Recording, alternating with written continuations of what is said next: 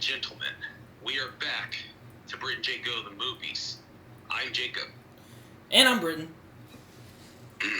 Alright, today's episode, we are going to be talking about Doctor Strange and the Multiverse of Madness, directed by the man himself, Sam Raimi. But we are not alone, are we, Britton? No, we are not. Apparently we have another guest. It's another one of these. Yes. I'm just kidding. I really enjoy doing the guest episodes. Oh yeah, they're really fun to do. This is yet another guest episode. I wanted to bring this guest on for a while, and I figured I'd bring him on for this movie. My closest friend, Marvel super fan, Jordan Thompson. How are you doing, Jordan? I'm doing good, man. I'm really glad you guys brought me here. I've been really wanting to try to be on your show for a while. To be completely honest, I was a little disappointed that you guys didn't get me on here when you guys did like Spider-Man Far From Home, but it's just you guys' thing. I know it's just a you guys thing, so I totally understand that. But I'm glad Jacob finally called me up and asked me to do this. Well, yeah, I mean, yeah, we're doing Doctor Strange and the Multiverse of Madness. I saw this movie last weekend. I think.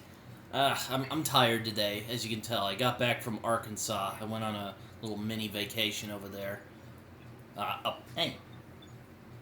But, yeah, Sam Raimi, the man himself, is back in the superhero genre and doing another Leon Ditko character, Doctor Strange.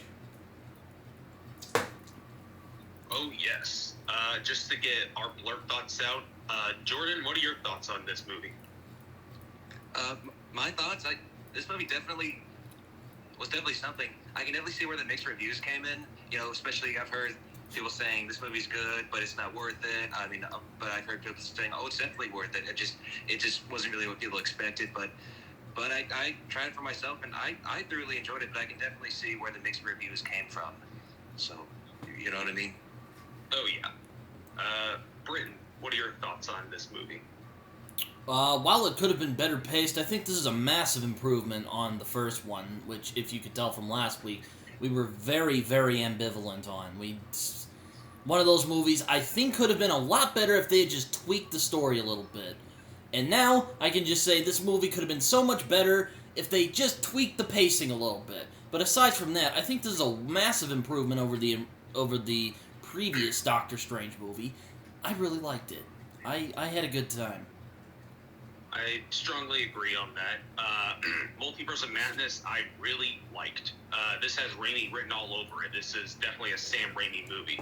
I will say this is one of the best MCU films from a directorial standpoint, but like as an overall film, it does have issues. I agree, the pacing and the whole multiverse aspect I was disappointed by. But other than that, I really enjoyed this movie, and it is a massive improvement over the first one.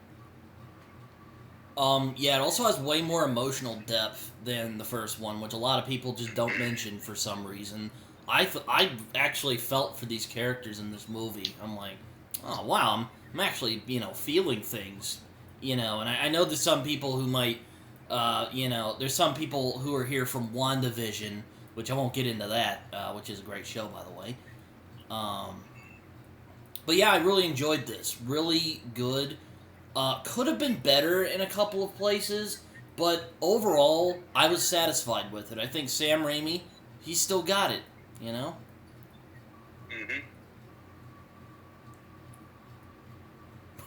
Also, America Chavez is in this movie, and, I don't know, I was like, oh boy, this is gonna be fun. I bet all the, angry comic book nerds are gonna come out in the comments. Don't really care about that, but, I know they're there, so. Yeah. Ah, yes, this movie also feels like a Doctor Strange movie. Yeah, and not Magic Iron Man. Yeah, not Magic Iron Man. Ugh.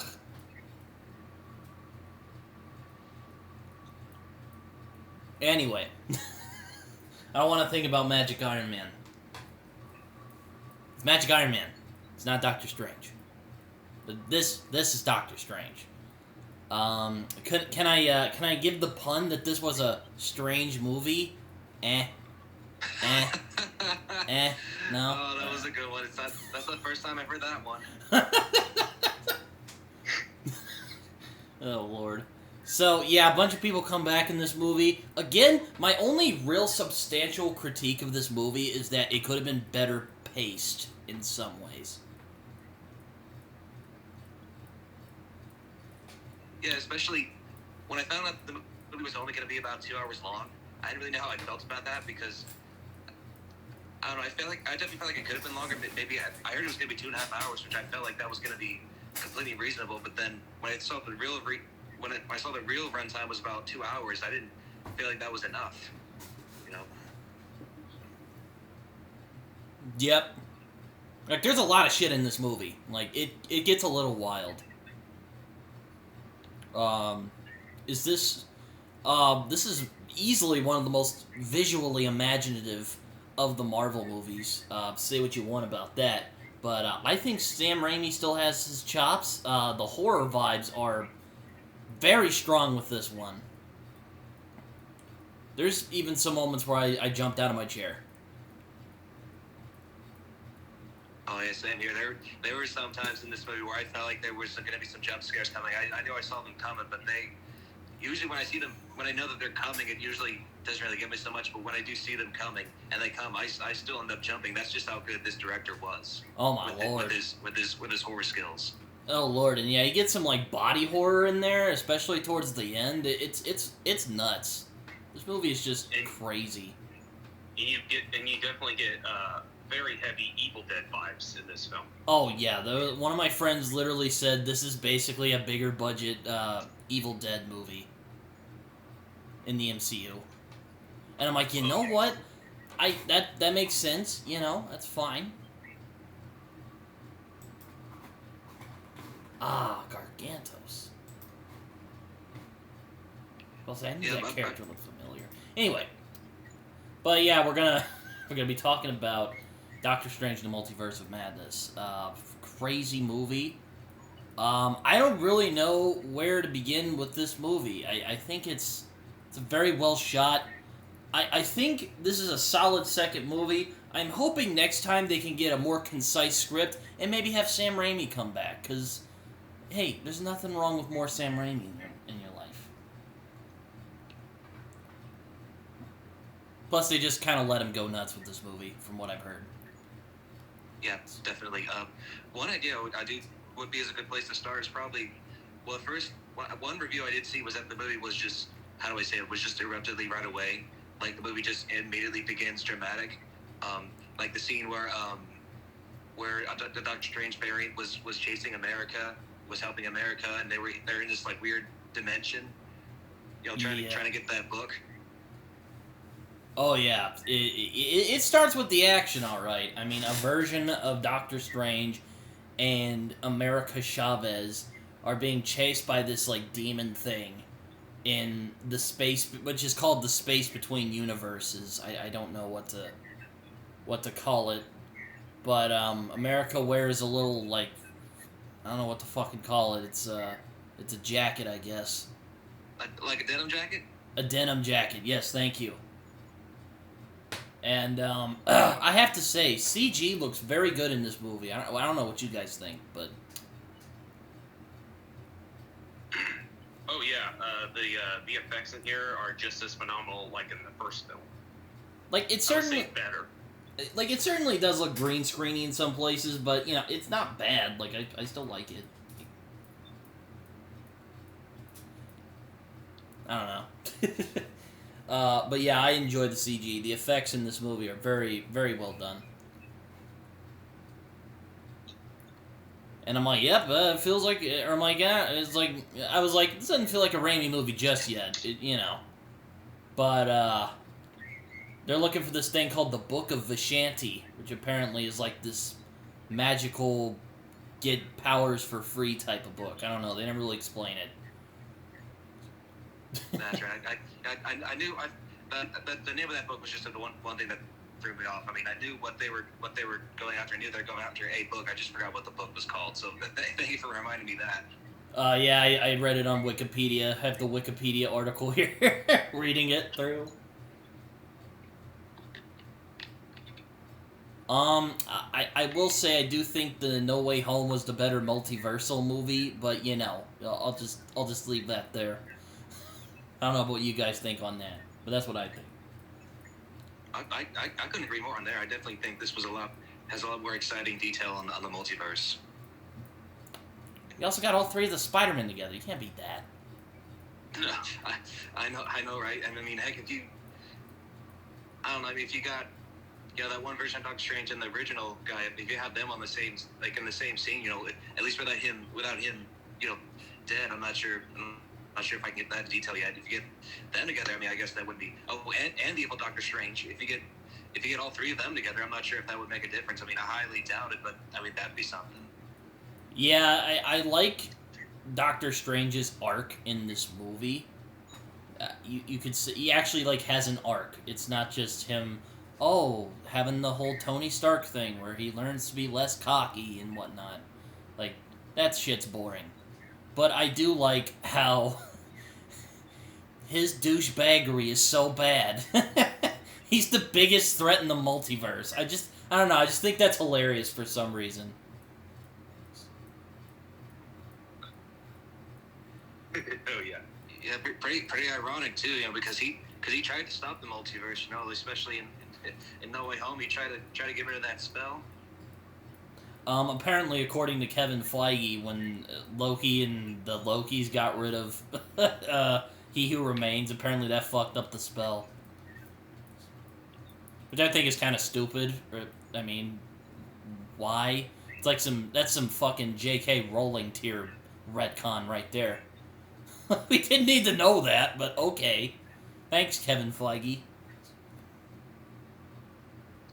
Yeah, he's always going to find a way to defend his art, What do you think of this first scene, Jacob?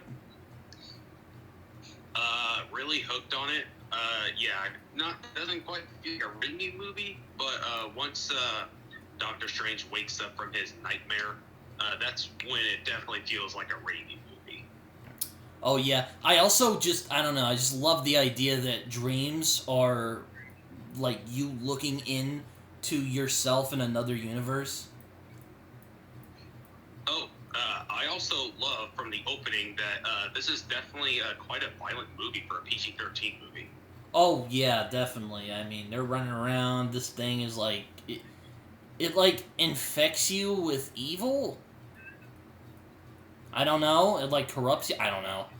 And the other Doctor, I would say that. The other Doctor Strange decides fuck this and just tries to take America's power because Doctor Strange, he's kind of a dick. Though I guess his multiverse counterparts are even more dicks than him. That doesn't make any sense. Okay, I'm sorry. But apparently they're more dickish than the original one. Kind of goes back to my argument that he's basically super Slytherin. I don't know. Jordan, you've seen the Harry Potter movies? I've seen them. Yeah, I've seen them all. I've seen the movies, read all the books. Yeah, big Potter fan myself. So yeah, I'm with you right there, buddy. I'm like, isn't Doctor Strange literally if a Slytherin was a superhero? Oh yeah, for sure. Not to mention he's I know they call him a wizard, but I don't really know if you really like call him an actual wizard. Yeah, no, he's more of like a sorcerer. I mean, they call him the Sorcerer Supreme. Which, that's one of the issues I kind of have with this movie. I mean, yeah, Wong's fine as a Sorcerer Supreme, but I think Doctor Strange is more fitting in the role. Because he can make the hard decisions in order to save the universe, now multiverse, as this movie goes on to explain. But they never really, like, bring that up for any reason. They're just kind of like, well, guess he's just super wizard, man. Yeah, one thing I don't understand is that when he explained, that saying, yeah, I was Sorcerer Supreme, but since I dusted away for 5 years, I lost my job. And part of me was just kind of thinking, well, did you ever at least try to get it back? Yeah, I know. It's like, I don't know. It's like, it's weird. I'll just pin that on just the issues that came with making this movie, that they didn't, like, they were kind of on a tight schedule here. Or maybe they had, like, I don't know, okay? Don't judge me in the comments.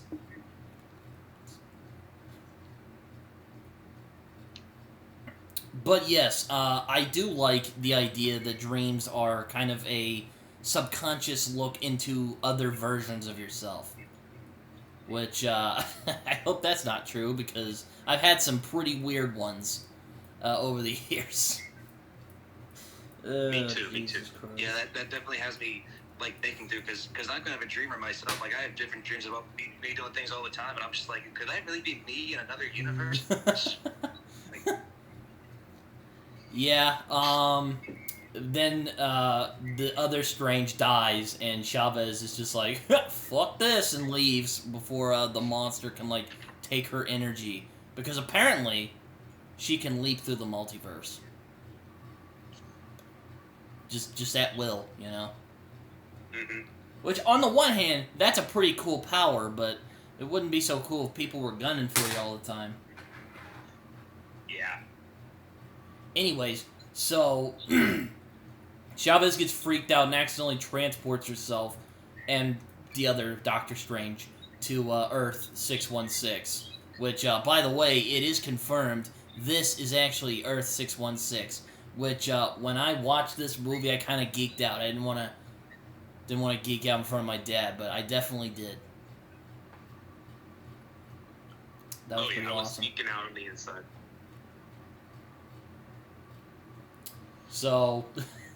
So we end up meeting Doctor Strange, and he's just kind of chilling, and he's just casually living through life. And I'm like, okay, this is a Sam Raimi movie. It's definitely, like, the color palette definitely looks familiar.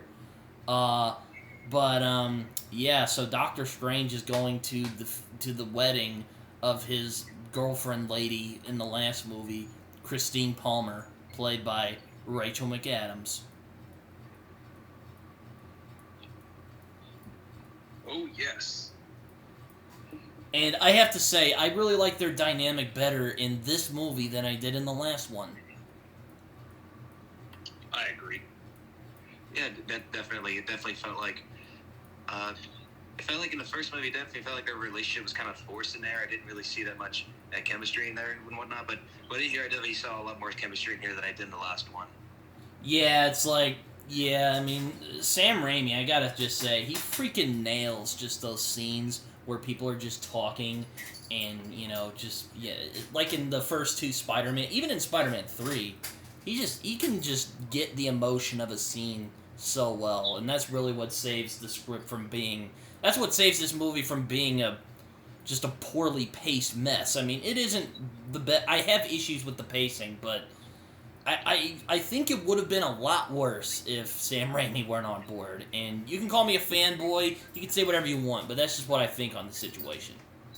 No, I think Sam Raimi is a very skillful director in regards to like making like a simple scene like where they're just talking, engaging, because you're so emotionally attached to what's going on, like in his Spider-Man films. Mm-hmm. Like most of Raimi's films, the dialogue is just really engaging. Oh, yeah. And we also got the scripting of Michael Waldron, who made Loki, which was amazing. Easily my favorite MCU Disney Plus show. There's some people who are saying that Moon Knight is better than Loki. First of all, you're just wrong. I definitely disagree with you right there. I mean, honestly, Moon Knight took a really long time to grow on me too. I mean, and Loki grew on me instantly. I love Loki instantly. Moon Knight took a while for me to get used to. Like when I watched the first two episodes, I'm just like, what the heck is this? What's this about? I'm so confused. So I do have to agree with you. Yeah, Loki is that. I definitely still think Loki was a little better than Moon Knight. I still have yet to finish Moon Knight. Yeah, me too. I do plan on just binge watching the entire series and see how I felt. But so far, I'm really liking it. I've only seen the first three episodes, but I will agree, Loki is still my favorite. And then close second is Falcon and the Winter Soldier. Yeah, that was really good. Oh yeah, that one too. That one still excites me every time. Me too. But yeah, so Doctor Strange ends up going to here's a funny little thing. He goes to the wedding and like hangs out, and he's trying not to be super petty about the whole thing because you know he's trying to be a better he's like trying to be mature, like he's trying to be like he's trying to, you know, not make a scene, And we actually see that he's grown a lot since, Infinity War and Endgame and No Way Home. You can tell he's more, I guess, grounded, you could say. Mm-hmm. Yeah. Like, sure, he's still, like, cocky and whatnot, but, he's not, like, a jerk. Like, he was in the first couple movies. I would say he is a much more compelling character. I would say he has gotten much more compelling throughout the movies he has been in ever since the first one. Because him as a character, he was pretty much just like Magic Iron Man, as we said. In the other film, he started to feel like more like Doctor Strange and not like a copycat of Iron Man. Yeah, though, that does make me think, I really wish that him and Iron Man had more scenes together, because that was just, that was some of my favorite parts in Infinity War and Endgame, was just their interactions together, because they are so similar. Oh, yeah. But, oh man, a man could dream. So, I'm going to digress real quick. Am I the only one who wants to see Sam Wilson, Captain America, and Tom Holland Spidey interact more? Oh, that would be funny. I definitely think that would be funny. I heard it was supposed to happen. I heard Tom Holland was supposed to make an appearance on the last episode, but then I think somehow Anthony Mackie talked him out of it, saying, "No, do not bring that guy on my show." And that's why it will work perfectly, because Anthony Mackie and Tom Holland have beef in real life, so it would definitely be suitable. Oh, I thought that was play beef. I still laugh when he roasted him about the Falcon movie. Oh yeah, I thought they were just kidding. I thought that was like a joke beef. I didn't know that was real. No, it's a running joke, but it's still funny. Oh, okay. I'm like, what? I thought that was a kid. I thought that was a joke. Not putting quotes on the beef part. Oh, okay. No, they don't have actual beef. They're friends in real life. But Anthony Mackie definitely likes to pick on Tom Holland. Yeah, I know. Yeah, they bully each other. Bully Mackie.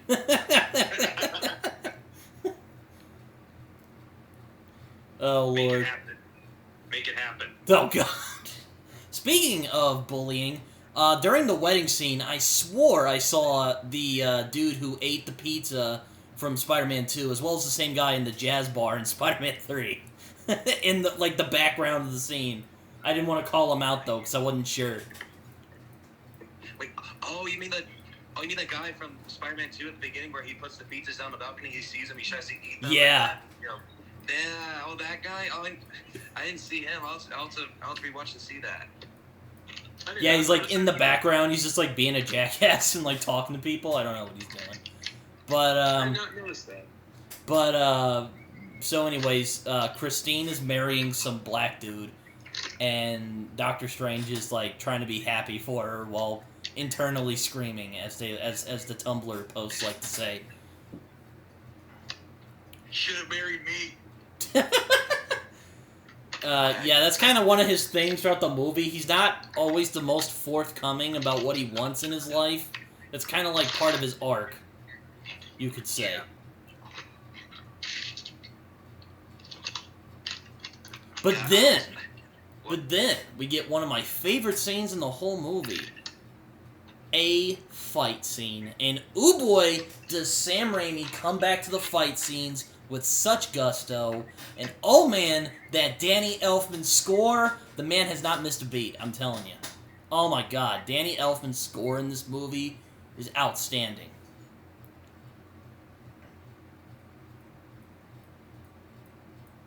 What do you guys think? Yeah, I was about to say that. I definitely agree with you. Danny Elfman definitely never disappoints with whatever he's got with his movies. What do you think, Jacob? Oh, yes. Does Danny Elfman still have it? Oh, yeah. Danny Elfman still has it. Danny Elfman is my favorite composer ever. I mean, his Spider-Man theme, his Batman theme, Men in Black theme. Say what you want about his Ang Lee's Hulk movie, but I love the score for that movie. I mean, Danny Elfman, he has never composed a bad score, and this film is no exception. His score here is very exciting and very, what's the word? Very kind of sinister in a way, if you can say that. I love it personally. But this fight scene, though, I was very curious to see how Sam Raimi would handle action, because Doctor Strange uses magic a lot. And from his Spider-Man films, it was very, you could feel, the impact of every single punch. But Doctor Strange doesn't really punch that much. He just uses his magic. But I will say, this first action scene, I was like, ooh, it's very engaging and violent too. There's definitely blood in this film, which I was shocked by, especially for a PG-13 movie. That's where I was convinced that they gave him full creative freedom. Oh, let me tell you, I love this fight scene. Sam Raimi has not lost a beat. I love how Doctor Strange just jumps down the balcony and just switches into his suit like a boss. And then he goes after the invisible monster, just, destroying stuff. Oh yeah, I forgot it was invisible at first. I almost forgot about that. And I knew I recognized it, but I completely forgot about what its name was. It is Shuma Gorath. But because apparently Marvel does not have the rights for the name, they call it Gargantos. Thanks, Marvel. Oh, that's right. Doctor Strange sees America Chavez running from this thing, and gets some very creative fight scenes, and the effects are just, oh my god, this is legit dead-ass Sam Raimi fight scene, right out of the first two Spider-Man films. Even the third one, the action's pretty good in that movie. Oh yeah, there's one thing that Sam Raimi doesn't disappoint with is definitely the action in his superhero movies. Oh my lord, it's so good. Like the octopus thing, the Shah Garoth, or what the fuck his name is, Garganta. We'll just call it Gargantos for right now. But Gargantos is just, it's persistent, but our boy Strange just fucking wrecks it. With help from Wong. And they get thrown around. It's not easy. They're about to get, thrown around. They get slapped a bit. They almost die. Wong gets, pimp slapped. Doctor Strange gets knocked out. It's a whole thing. And I love how the cape tries to, wake him up. Oh, that's right. Yeah, the cape kept slapping him around. It's like, wake up, you bitch!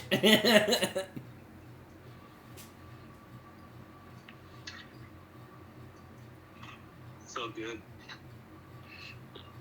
Oh, dear Lord. Yeah, I specifically remembered when they were finishing off the fight, and he freaking jammed the freaking pole thing into his one eye. Oh my god, even though that's like a CG green screen monster, that shit looked like it hurt. Again, Sam Raimi hasn't lost a beat. I'm telling you. I'm pretty sure my eyes even hurt just watching that. It's like, God. Oh yeah. I kind of squimmered, but deep down I was like, yes, this is what I wanted. Yeah, I know. It's a weird thing, because, I don't know, it's stuff with eyes and ears, I just wince. Like, when someone gets stabbed in the eye, or, ear, I just wince. I was like, yes, this is what I wanted, because the MCU has been experimenting, doing more, definitely going more darker and a bit more violent. Definitely got a big hit in that in No Way Home, where it got really brutal and just ooh, this is intense and it's brutal. Same with Multiverse of Madness. Definitely as I said, there's a lot of blood and a lot of violence. Oh my god, every time someone gets, punched in this movie, that shit looks like it hurts. Which Raimi pulls off, as usual. I know, I'm like, damn, he hasn't missed a beat. And, but yeah, this is a really fun fight scene. And probably my favorite fight scene, aside from the one later on, which we'll get into. I'm sure Jacob knows what I'm talking about. Oh, yes. But man, again, Sam Raimi has not lost a beat. And again, I don't know if this film would have really been as good if not for Sam Raimi's great direction. I'm just saying, I'm probably just being a fanboy, but all I'm saying is, what can I say? Sam Raimi's still got some magic left in him. Oh no, especially since Multiverse of Madness was going to be they're leaning more towards the horror genre. Raimi was the perfect choice. When they announced it, I was like, oh man, I know this movie is going to be freaking phenomenal from a directorial standpoint, because of course Raimi is a master at horror. Oh yeah, I mean, there's some Evil Dead vibe. There's even some references to Evil Dead, which we'll get into later. Later on in the movie. But, oh yeah, definitely to get into the horror vibes, but we're not exactly there yet. So, I love how America tries to get away from them and, like, steals from Doctor Strange, and they just, like, show up through a portal. Like, hey kid, we're not idiots. Hey, you're gonna tell us what we need to know. Yeah, I like this one. Like, I laughed so hard when he got like when the girl ran away, and then Dr. Strange they just like, did she take my sling ring? Wong's like, yep, she took your sling ring. I swear that man has like the worst luck with his freaking sling ring. Like, do you need to like glue that to your hand or something? Yeah, I mean, like in No Way Home, Spidey just took it, just like right there. I love how he used. Yeah, I love how he used math in that movie to defeat Doctor Strange. Oh yes, I love that. Yeah, that fight scene still gets me every time. He's like, take And that, this one, bitch! And this one, American Chavez just like takes it, and he's like, "Oh, where is it?" He's like, what the fuck? This is the second time a scrawny kid has taken my sling ring. This is bullshit. But Chavez ends up talking. They end up talking and having some pizza while Doctor Strange attempts to get some information out of America Chavez. And he like tries to explain Spider-Man, and she's like, "What's a Spider-Man?" And he has to like explain it to her. That's kind of funny.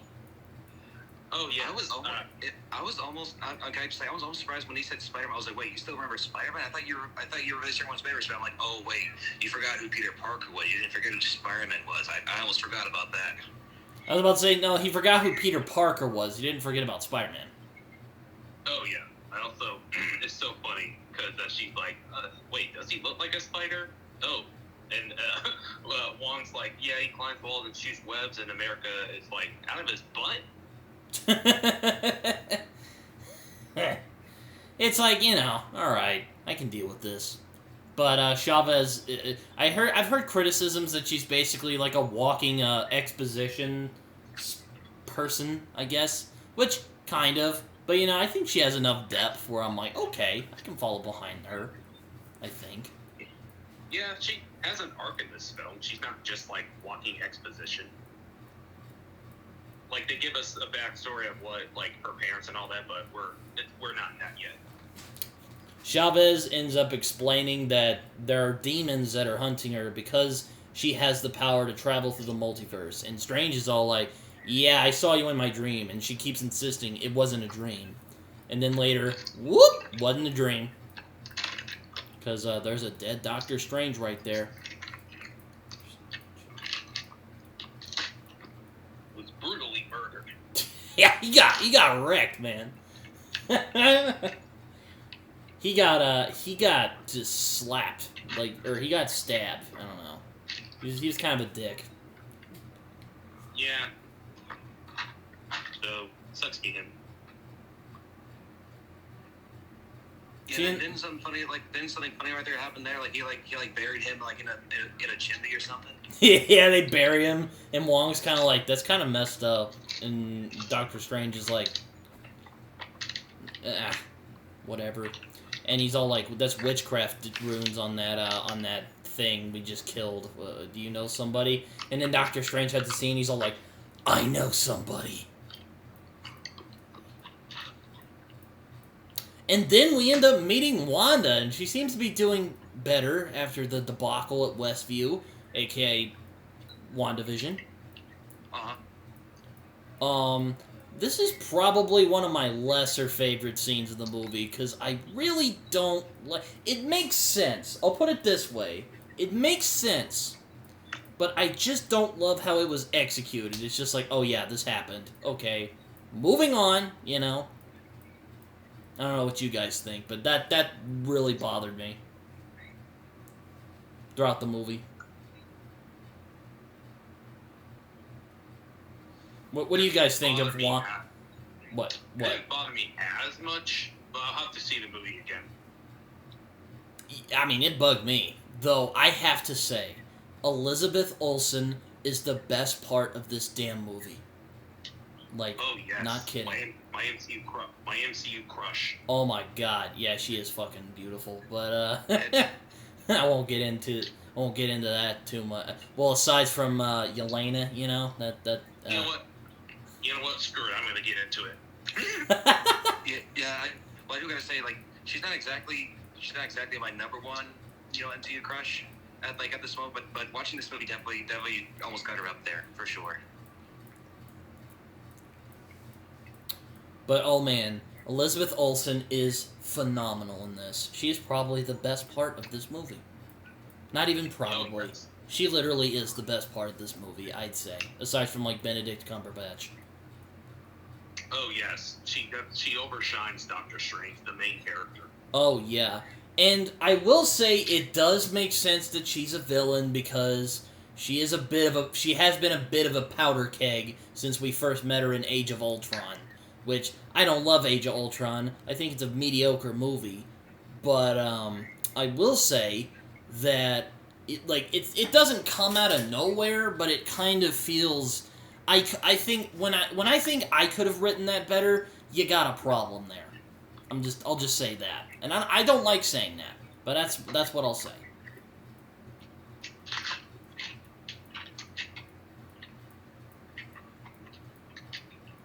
What do you guys think?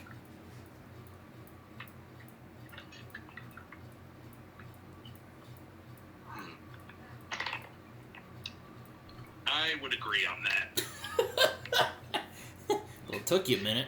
yeah, sorry. I had to think for a minute myself. She definitely gave me chills in this movie. I definitely glad I got a good taste of what the real Scarlet Witch WandaVision what actually does. Oh my my lord! Before she just has these weird telekinesis, but in here you actually get a really good taste of what she can really do if she really puts her powers out there.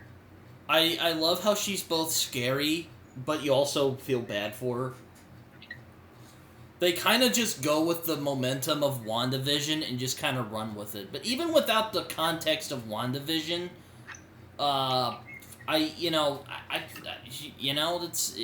this is great. Like, she's a great villain. She just wants to be with her kids again, and she's been manipulated by this, like, Necronomicon-like thing called the Darkhold, which is basically just a Necronomicon from the Evil Dead movies, but, I digress. But yeah, she's basically the Scarlet Witch now. Oh yes. And she is scary. Oh, yeah. Oh, God. I was just about to say that. She is very scary in this. Oh my lord! Just some of the camera work from Sam Raimi in this. Just she when she is mad, like when she's like basically what she is right now, she is a freaking monster. We'll just put it that way. She is probably the most terrifying being in all of the Marvel multiverse, if provoked. While still being sexy. Just saying. Yeah. Yes. Oh, yeah. Made that Scarlet Witch suit. Ooh. You know that one in WandaVision she wore during Halloween. Whew. Damn. Oh yeah. Part of me when just seeing her, she's like, "You're so beautiful, but I don't want anywhere near you." Yeah. It's just so ironic. She's like that crazy woman you go on a date with, and she becomes like super obsessed. You're like, "Look, you're really sexy, but I'm not that interested." Ah. Don't kill me or my family. Anyway. I'll take my risk. It's almost like the moment where you see her when you see her versus when you get to know her. Yeah, that's a good point. That's a good point. But holy shit, she is terrifying in this. Like, she becomes like a freaking monster.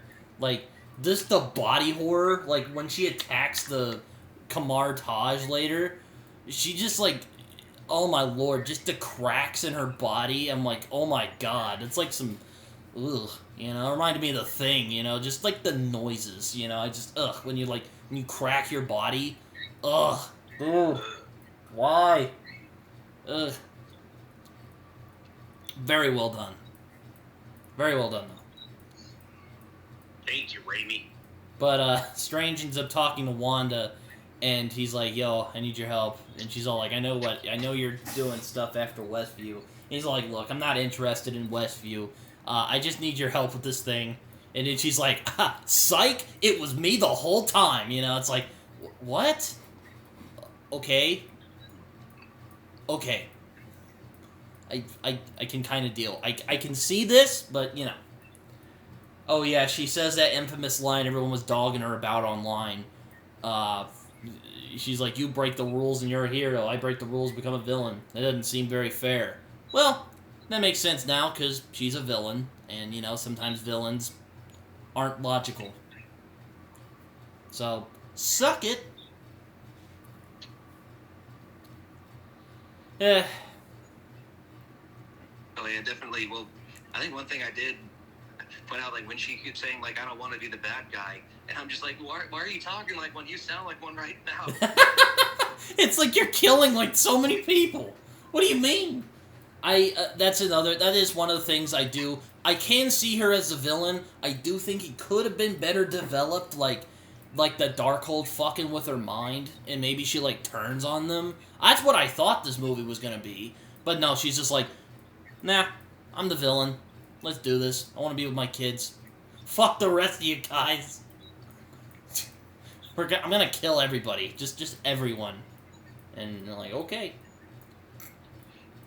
Yeah, usually a mother thinks, like, a mother's, like, you know, oh, this kind of, like, you know, like, my kids are, like, my one priority. Well, she definitely takes this on a whole new level. Yeah, she takes it to, like, she takes it to 100.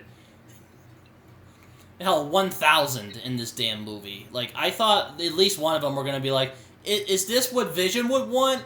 And then she just, like, gets mad, just, like, twists his neck, fucking Freddy versus Jason style. I was about to say, well, why wasn't Vision even mentioned in this? I know! I thought they were gonna mention Vision. They didn't! He was once. Vision was mentioned just once. Like, when, after Doctor Strange, like, asked Wanda about what do you know about the multiverse, and she's like, oh, well, Vision talked about it once, but it wasn't really a main focus. Yeah, I know. It's like, dude, come on. You got some good material right there. Did you not watch WandaVision at all? Like, come on. Or, well, apparently Raimi was like, we saw some stuff from WandaVision, they didn't see the whole thing. But her arc, I think, still works, and it also kind of goes to Strange's arc that, yeah, he kind of likes to bend the rules a little bit. And you know what? Sometimes that tends to that can be worrying. Hell, Michael Stuhlbarg shows up, and he looks like hell at the very beginning, like earlier when we were at the wedding. And he's all like, I was gone for 5 years. And he starts, like, talking about his cats. Oh, yeah, that one got me. Yeah, I was so sad. I'm like, it's so sad. Like, it's funny, but it's so sad, too. You're just like, God, this dude's just... Ah. Yeah, I was sarcastically like, it's good to see you too, Dr. West. So yeah, that was the name of the character, right? Yeah, yes. Dr. West. Yep. But yeah, he consults Wanda, and she just, like, fucking drops the cape pretty quickly, and she's like, ha, I'm the villain, I'm gonna kill everybody till I get what I want. And Strange is like, no, you're not. And she's like, look, you can hand her over to me peacefully, and we can handle this. I'll give you a chance.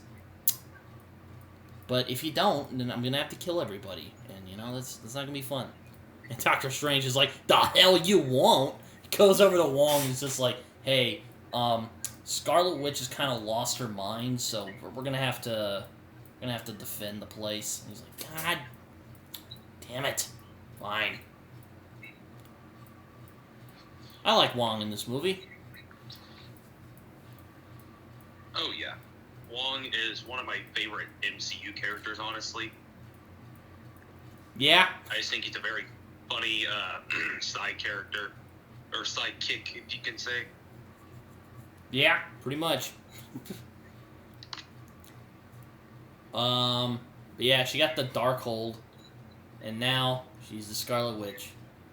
And she thinks that if she can get America's power, it'll allow her to reunite with her babies, Billy and Tommy, which she created during her time in Westview.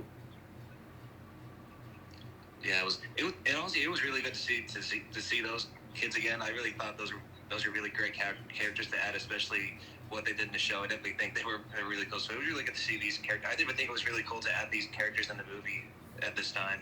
Yeah, I know they're good little kid actors. I'll put it that way. And again, Elizabeth Olsen. Oh my God, she's amazing in this. Seriously, so good. Yeah, not to mention that Scarlet Witch costume. I definitely think that was good. Definitely a good way to make a comic actor, yeah, kind of MCU wise, you know. Mm-hmm. It's like a nice modern interpretation of her costume that doesn't look kind of skimpy. Yeah, which does remind me, like, Jacob, I remember you made a post earlier saying, like, yeah, Phase 4 definitely has been focusing on more comic accurate costumes for these characters, and I definitely agree with you on that. I've definitely been noticing that myself. Oh, yes. Like, recently there were set photos of Guardians of the Galaxy Volume 3 where they finally get their iconic suits. Yeah, I guess they're like, okay, we're going to make it look even more comic book accurate because people just love to complain on the internet. Like Sam Wilson's Captain America suit, ripped right from the comic. Yeah. Spidey's final suit in No Way Home, ripped right from the comic. Hawkeye suit, ripped right from the comic. Like, Phase 4 is definitely making their suits more comic accurate. Oh, yeah. Suit. Yes. Oh, yeah. I mean, this movie definitely feels like Doctor Strange in terms of the content. Because I've read a couple of Doctor Strange comics, and they tend to be, like, really weird, fucking out there, even spooky at times. And this movie's definitely that. So I think Sam Raimi was a pretty inspired director choice for this movie. Once more. Jesus Christ. Anyways, so Wanda decides she's gonna just go over to the Kamar-Taj, or however the fuck you pronounce it, and just kind of figure that out, see what's going on there. Strange is like, I'm not giving you shit. Fuck you. So, I love how Wong's just like, hey, maybe don't provoke her. And he's like, oh, come on, you know me. And he's like, yeah, I do. That's why I'm telling you that. Yeah, Wong sure knows him so well. It's weird. It's like, bro, they barely talk to each other. What the fuck? And it's like, they're like talking like chums. I'm like, you guys barely know each other. What the fuck? Anyways. So, Doctor Strange is like, I ain't giving you shit. So, Maximov just starts attacking a Kamar-Taj and just starts murdering all of these sorcerers. Just, as you do. That battle scene. Oh my god, yeah, that's a pretty epic battle scene. I will put it that way. That honestly has to be one of my favorite fight scenes in the movie. I'm not gonna lie. Oh my lord. Like that war scene definitely gave me goosebumps just watching that. Oh yeah, the action scenes in the Phase 4 have been so much better. Like Shang-Chi is probably my top one in terms of action in Phase 4, but man, Doctor Strange: The Multiverse of Madness has some great action as well. I will say Shang-Chi is definitely my number one in regards to action in Phase 4, and then Multiverse of Madness is second, then No Way Home third. Oh, yeah. God, I love No Way Home so much. Oh, I love that movie. It's so good. Anyways.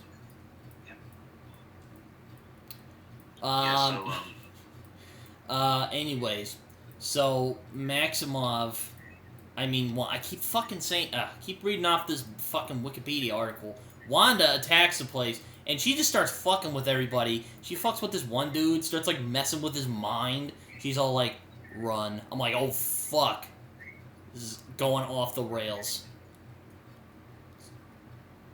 And, shit does go off the rails. People die.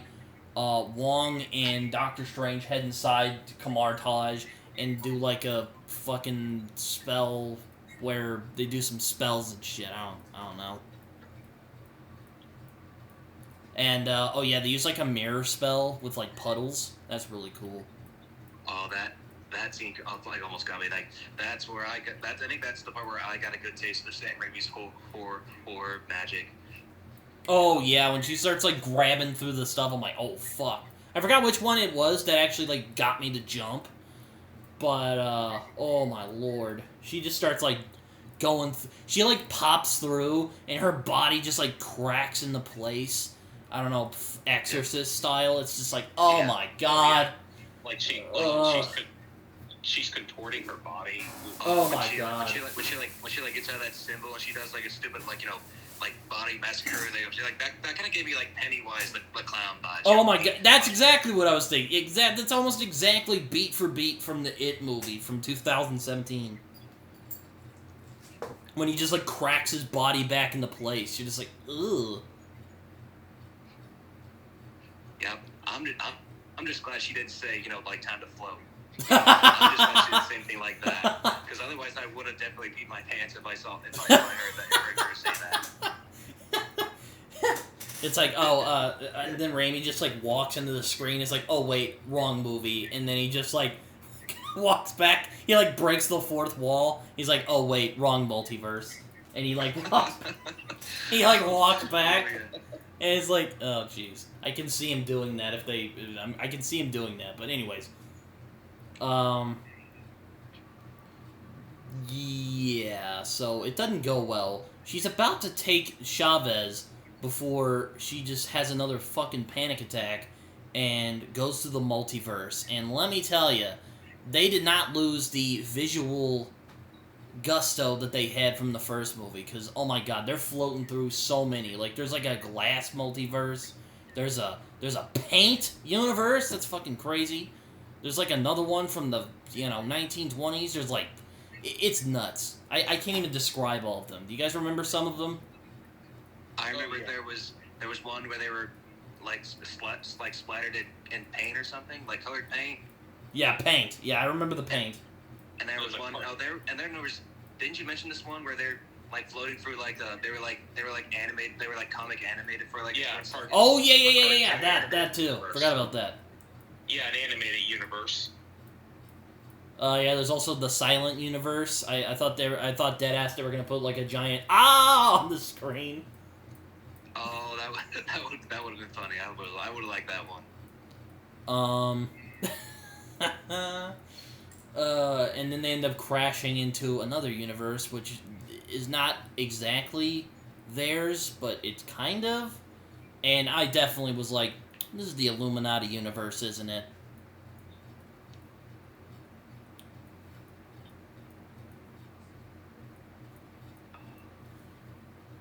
They walk around, so yeah, Doctor Strange is like, ah shit, she's got Wong, I gotta get back there, and she's all like, I don't know how to do it. I just get really scared and then I do it. And he's all like, ah, crap. So they walk around for a little bit. And then we get, and I'm kind of ashamed to admit this, but I actually had to go to the bathroom, so I kind of missed this part. But yeah, Bruce Campbell. This is where we get the Bruce Campbell cameo. And it did not disappoint. I'll put it that way. Yes. Funny story. Do not interrupt. Right, go ahead, Jacob. I know this one. Oh yes, Jordan texted me, asking me, it's like, who do you think would appear in Multiverse of Madness? And the first one, I won't name here because it'll happen soon. Jordan knows what I'm talking about. But the second one I said was Bruce Campbell, because Sam Raimi appears in every Bruce Campbell film. And then Jordan was like, that's a really good point. And then when it happened, I was like, I was right. Yeah, I definitely remember that. One thing I was low-key kind of expecting. I shouldn't be that disappointed because it probably wouldn't happen. One thing I thought might have happened is that maybe he would show up as like an alternative Mysterio or something. Oh my god! Because we know he was supposed to be Mysterio in the Spider-Man trilogy, but I was a little disappointed that didn't happen. But this was definitely a really really fun way for him to show up. So I definitely think this one was cool. I will say, They had such a missed opportunity in No Way Home. You know, I don't give a fuck about Tom Hardy's Venom. Why did they have that in the movie? I don't care about that. What a quality multiverse appearance would have been Bruce Campbell Mysterio. That would have been fucking hilarious. That would have been a 5-star movie right there for me. It's only reading it in a 5-star because Bruce Campbell was not in the damn movie. Oh yeah, I would have much rather seen that than Tom Hardy's Venom. And I love Tom Hardy, but I don't like his Venom. Don't even get me started on Morbius. I don't even want to see that fucking movie. Yeah, but I mean, at first I wanted to see that movie so bad, you know, Morbius. But then, you know, but then I heard people saying, you know, talking about it, saying like the wait's not worth it. Just don't check it out. So I listened to them, and I think right now I have no motivation to check it out still.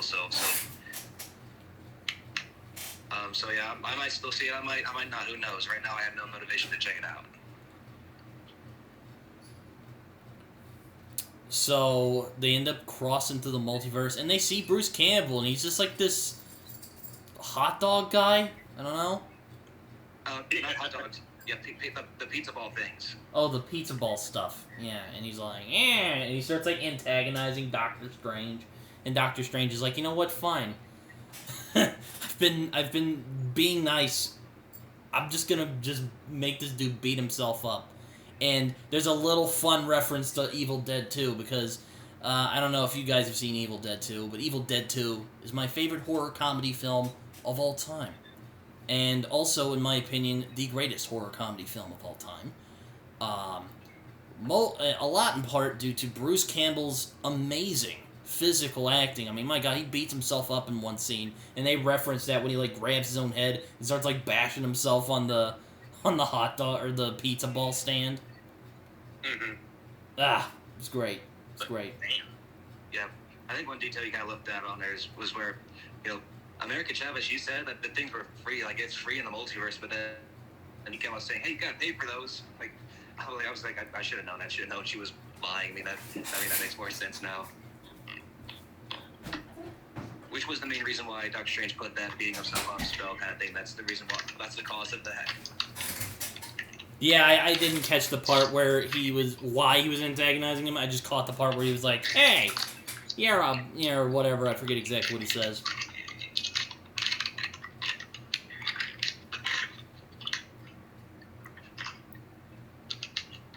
Man, that was fine. So what happened next after that? Oh, they run into the Doctor Strange sanctum, right? No, I think Wanda tries to dream walk for the first time.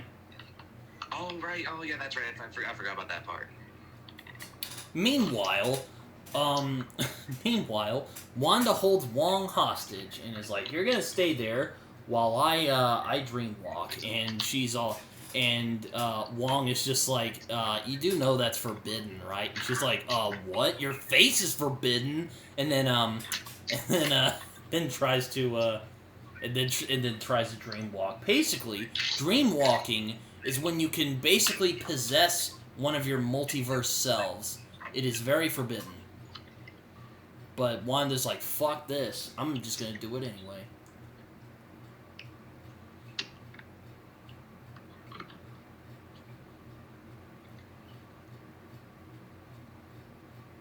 Yeah, and so what happens after that? She dreams that she's like hanging out with her kids and her. Yeah, they're hanging out with her. She's hanging out with her kids, and they're having a good time, and they're just like, you know, eating ice cream. And I love how he just messes with the camera when they're like she's trying to fight him off. He's trying to fight her off, and then she she gets like distracted. If I remember, by something.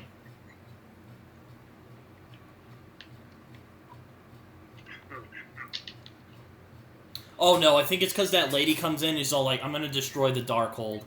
And Wong's like, wait, don't! And then he like runs over and stabs it. And she's like, no! It's all wrong!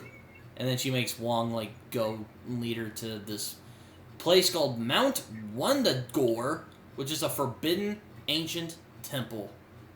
So that she can do the dream walk again.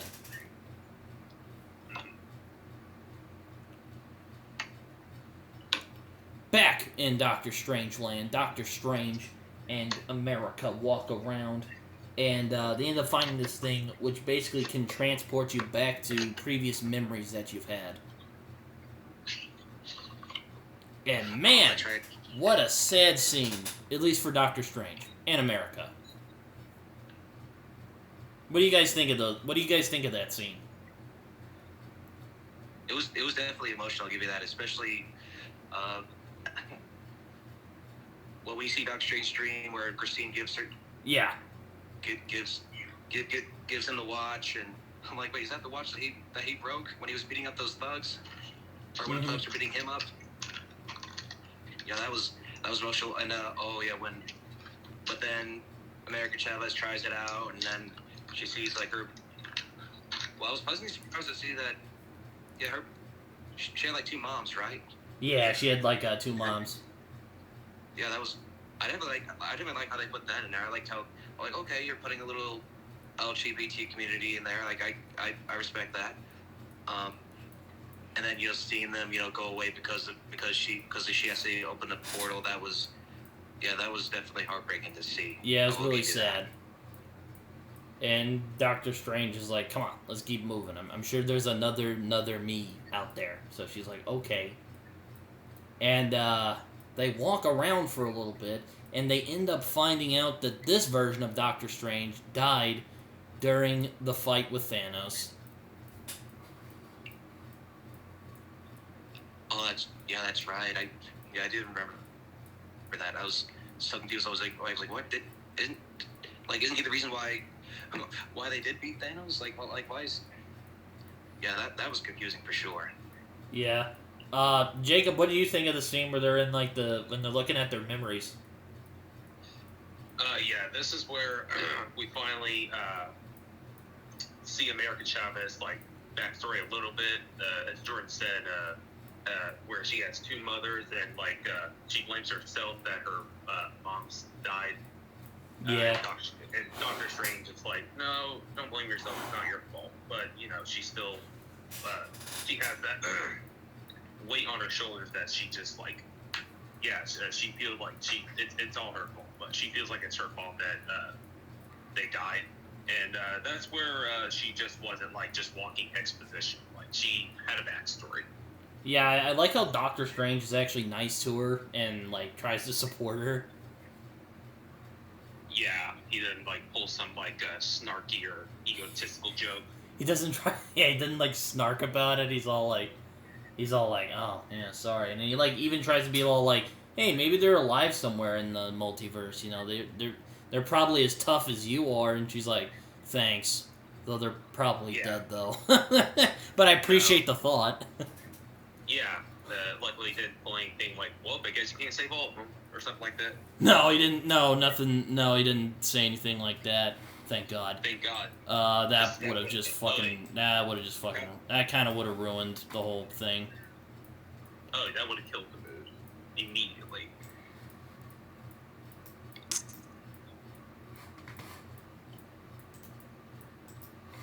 Yeah, and so anyway, correct me if I'm wrong. I think this part where someone comes out of the building, and we see an old friend of Doctor Strange who comes out, and at first when I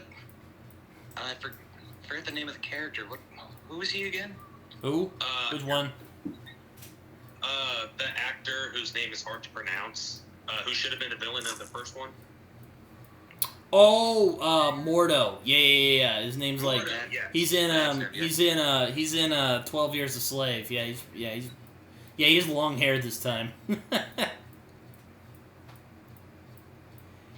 I was whispering to him, Dad, I'm like, this boy's gonna walk up and hug him, because this version probably likes Doctor Strange. He walks up and he's all shit, and she's like, who's that? He's just he's like, let's just say someone who's not friendly. And she's like, okay. And he just walks up. He's like, Steven, my brother. And he walks over and hugs him.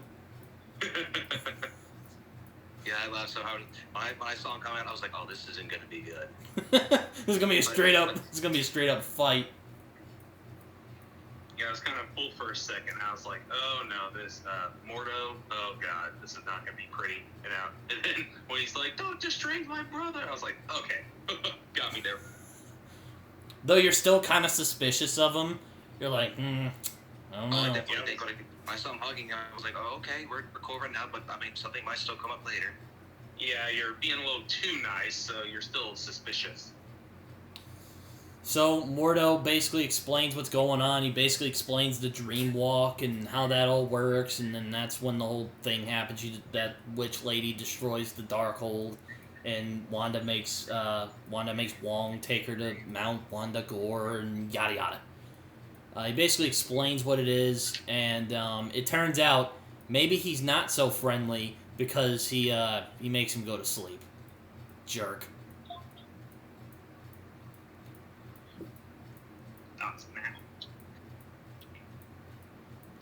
I'm like, I thought you were the cool one, Mordo. Though, hey, I'm still gonna say he should have been the villain in the first movie. He should have. Anyway, so they end up waking up in this cell, and who do you know? Our girl Christine is back once again.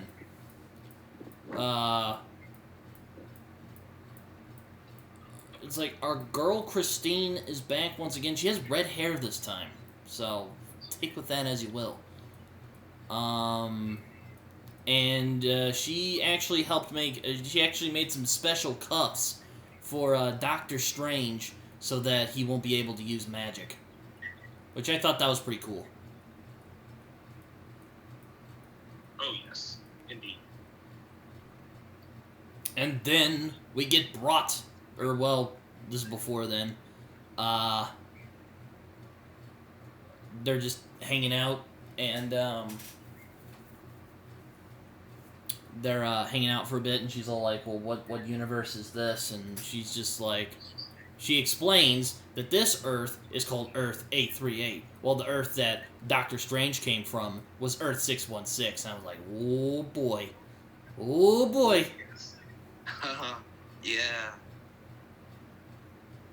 And then she's all like, look, you gotta listen to me. Wanda's fucking lost her shit, and she's gonna come here, and she's gonna murder everybody.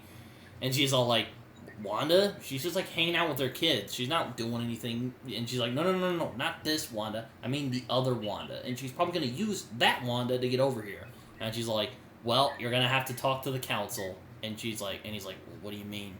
And then we get introduced to the Illuminati, baby. Yes, sir. Oh, yeah, this was my favorite part of the movie right here, buddy. I'm looking forward to this part. Oh, yes. my we God. We should let Jordan take this moment. Well, hold on. They end up taking Strange out of the cell, and he tells Christine to keep an eye on her. And oh yeah, they also have like a little. Illuminati part. They also have like an emotional moment. Anyways, you can say the Illuminati part now. Sorry. Okay. Well, yeah, no problem. I mean, if anything, I might need a little help in this scene though, because I can't remember everybody. So we walk into the room with the Illuminati, and then, well, the one thing first thing I remember is that we get like someone that seems like a Captain America shield throw. We see a Captain America shield throw, but it wasn't Captain America. It was Captain freaking Carter, who was played by the one and only, I'm sorry, forgive me, I forgot the actress's name. I think it's Hayley Atwell. That's right, I knew it was Hayley something, and let me say, it was really good. It was cool seeing her in the What If series, but it was super awesome seeing her, like, live action, in this movie. It was so cool. And then who else do we have? We have I'm sorry, please forgive me, guys. Who was the character who could kill you just with the slightest sound? Black Bolt. Black Bolt. That's right. You get introduced to Black Bolt, and then you get introduced to who else? The Captain Marvel. The variant Captain Marvel. Is that it? Is that it? Yeah, Marie Rambeau is what her name is.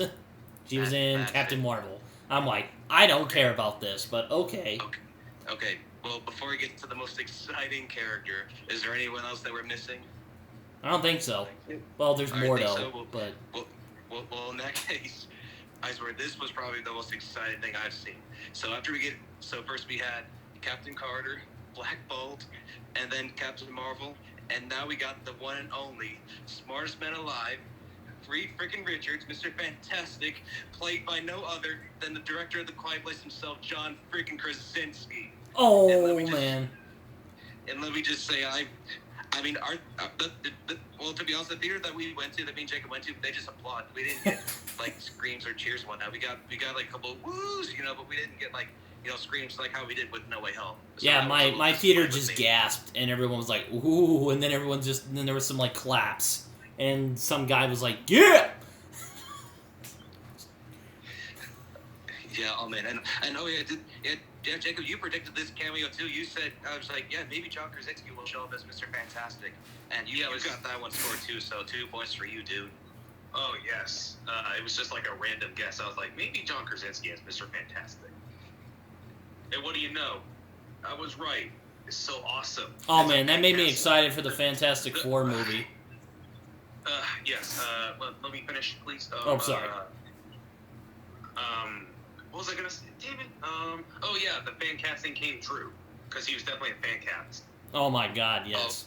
Oh yeah, the fact that they actually listened to us for once about who we wanted as a character, that was like, I was like, well done. That Marvel definitely had my full had of respect for me on that. I mean, don't get me wrong, they always had my respect for what they did, but usually they like to go with their own way of casting whoever they want. But this time, the fact they actually got they actually gave us what we wanted as an actor and a character. That's especially since John Krasinski was actually on board to play Reed Richards. If he got a call from Marvel, he would have been. He said like, yeah, I would totally be on board to play Reed Richards. Yeah, fun fact. I'm not sure if people know this, but I feel like I should go ahead and mention this. I think it wasn't he originally going to be cast as Captain America at first. Yeah, he was originally going to be cast as Captain America. Yeah, that's right, but he just didn't feel like it was right. I think he like saw Chris Hemsworth like dressed as Thor walking by, and like, hey mate, and then he was like, yeah, I can't do this. He could have been a good Captain America though. That'd be a funny little end joke if they do another like multiversal kind of thing. So, there was one thing I was extremely disappointed by, and I actually told you, Brit. Yeah, I know. I was going to mention this, but I wanted to wait till later, but you can mention it if you want to. Yeah, screw it. I'm just going to mention it right now. I was extremely disappointed that Tom Cruise didn't appear as Superior Iron Man.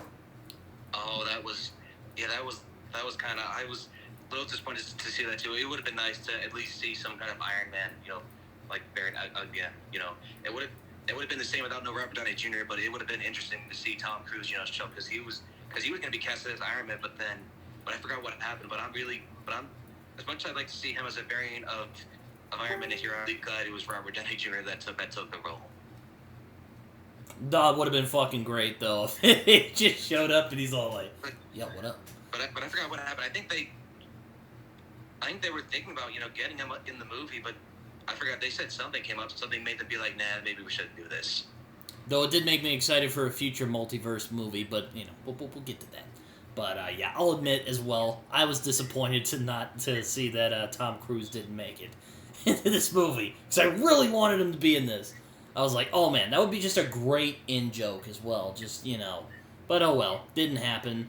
Though it does make me excited after what happened here to see if he does end up eventually showing up, because that would be really fun. But I'm still holding out hope that he'll appear in some movie as a variant Iron Man. Anyway, so they're hanging out, they're like, look, we get your concerns, but it's not really her we're concerned about, it's you. And he's like, what? Then they give some stuff about, and they're like, what do you mean? You said Doctor Strange, he said Doctor Strange died defeating Thanos. And they're like, well. And then, well, I'll let one of y'all take this up. You got it, Jacob. I already took my moment. Oh, yes. this is where we get to the biggest reveal in the movie.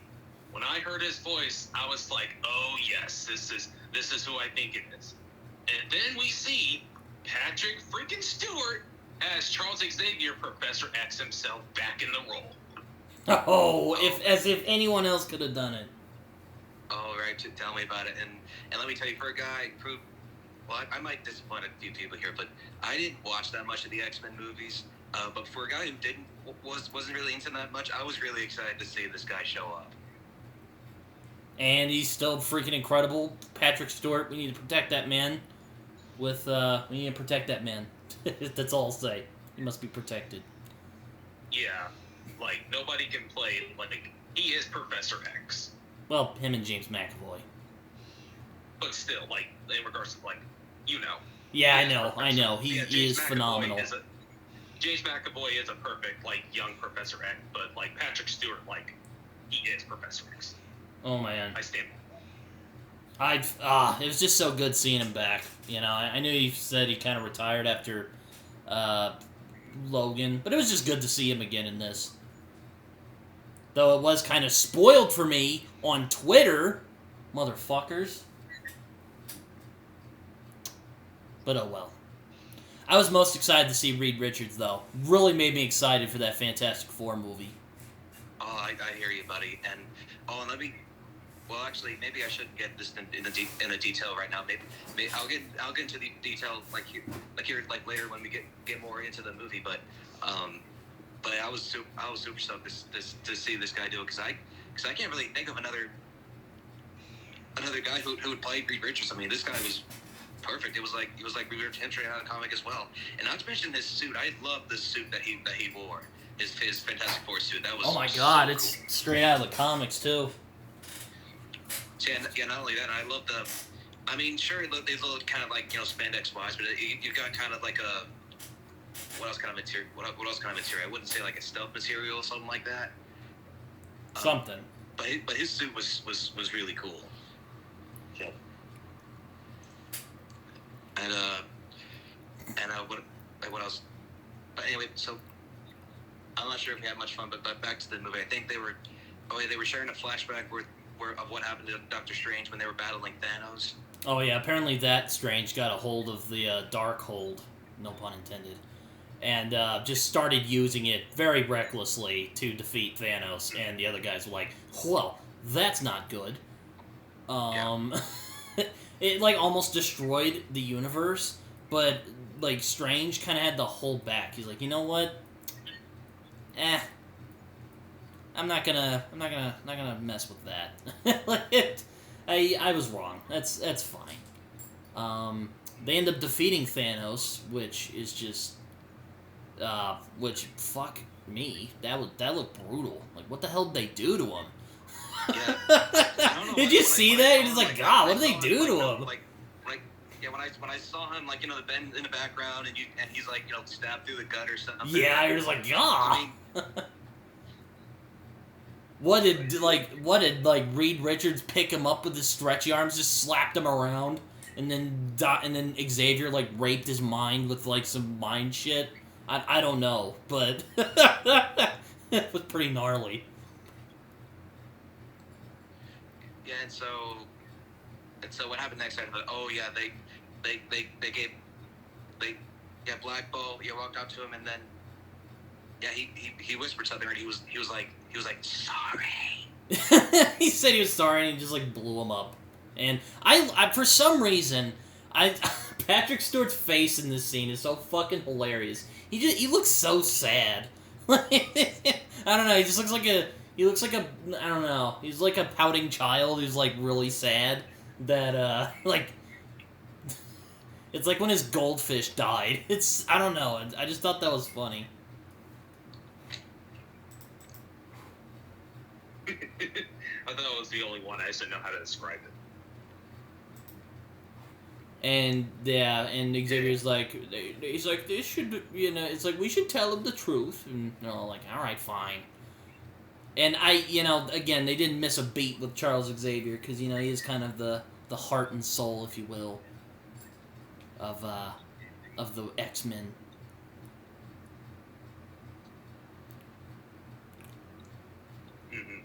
Yeah, right. So I can't remember much what happened after that. So they explain him the story, and then I'm sorry, I'm trying to remember what happened after that. Oh, I think it's Wong ends up taking her to the place, the Mount Wundagore, and finds the temple, and it turns out these creatures are in there, but they like serve Scarlet Witch, and she's like, all right, I can fuck with this. Oh, right. They're all gathering around her, and they're like, we've been waiting for you. She's like, this isn't a tomb, it's a throne, and it's almost like, it's like, oh god. I don't know. There's some lines in this that kind of sound goofy, but it's like, you know what? You know, those Marvel comics back in the day were pretty goofy, so, you know, I can deal with it, but there's some lines in here where I'm like, normal people don't usually say that, but okay. Yeah, well, one thing I didn't get is when she points out saying it's a throne, and I was like, well, where's the freaking chair? I know. Like, I know. Like, what? Where's the chair? Like, it doesn't look like a throne. Looks like a shrine, maybe.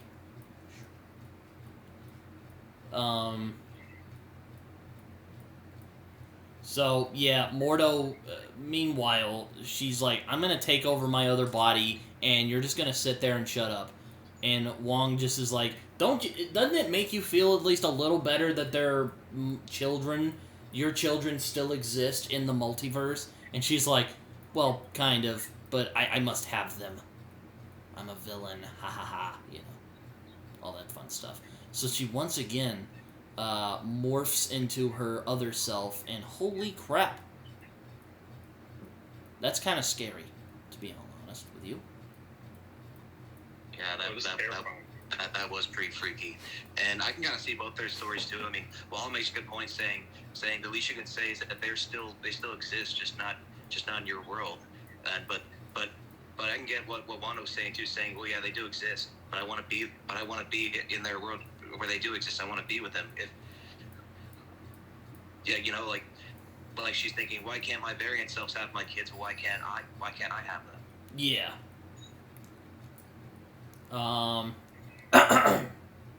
Yeah, so it goes off the rails pretty quickly, and she's like, you know what, Wong, you're just gonna sit there and you're gonna shut up. And, oh no, she kicks him off the cliff. That's what she does. I forgot for a second. I was gonna say, is this where Wong, falls off the cliff, or was that not till later? But when I saw him go off the cliff, I'm like, no, don't. I'm like, oh, come on, Wong's cool. Don't kill Wong. Wong's cool. Yeah, don't kill Wong. Oh, one thing I will say, we'll stick with this part right here, but later on in the movie, there were lots of reasons why I almost started really. Let me just say, Scarlet Witch almost became my least favorite MCU character of all time because of what she did in this movie, and here what she almost what it looked like she did to Wong was almost there. like whoa, okay. I mean, sure, Wong can be kind of a goody two shoes with the rules of the sorcery, but was that really necessary? It's like, don't kill him, you know. No, please don't. Wong's cool. Like, come on. Yeah, don't mess with Wong. Wong is precious. So Mordo, so she ends up leaving her kids and just goes to basically murder everybody. And murder everybody she does, because it just gets fucking brutal. This is where the film really leans into the horror element. Oh yeah, here too. Oh, is this where Illuminati gets the drill saying she's here, and so they all assemble and go after her. And one thing I did want to say is that, now that we got Reed Richards, John Krasinski as Reed Richards, I at least wanted him to see him do his powers, and we got a good taste of what he can do, because I got him, using his little stretch powers. Yeah, I thought he was gonna. I'm glad he didn't do, stretching around on the dance floor. That's nice. Don't do that. Oh yeah, I forgot about that. Wasn't there a scene like in in one of the early Fantastic Four movies where he's like dancing at his bachelor party. He's like, yeah. That's what I was mentioning. Oh, that's right. I only seen that one once. I almost forgot about that one. But yeah, Wanda shows up and just starts murdering everybody, and the Illuminati's like, "Whoop! I think we're gonna have to deal with this." And they leave, except for Mordo though, because Mordo wants to keep an eye on Strange. And this is what leads to my second favorite fight scene of this movie. Oh yes. Which is the fight where Mordo and Strange have those chains on and they're smacking each other around. Love it. Such a well choreographed scene. Oh my god, it's up there, some of the best choreographed action in the whole MCU. Yeah, and the fact that they had, I can't remember, was there any magic in this fight scene? I can't really remember. I know there wasn't that much. There were some, but then he managed to cuff him with the anti-magic cuff, so he couldn't use his magic anymore. Yes. Oh, that's right. Because if you're in at least one of those cuffs, you can't use your powers. Yeah. So they kind of just deck it out, and apparently, aside from being a very skilled sorcerer, Doctor Strange is a very competent martial artist as well. And he ends up subduing, or I like how he ends up getting into Mordo's head and just goes like, "Oh, I bet you probably gave him the Darkhold." He's all like, "Shut your face." And then he like provokes him. I'm like, classic. Classic. Speaking of that, there was one line that Strange said when Reed Richards appeared. He says, "Fantastic Four, do you guys chart in the '60s?" Yeah. I was like, that's classic Strange. Yeah. He's like, I like how Reed Richards is just not impressed. He's like, okay. He's like, straight to business.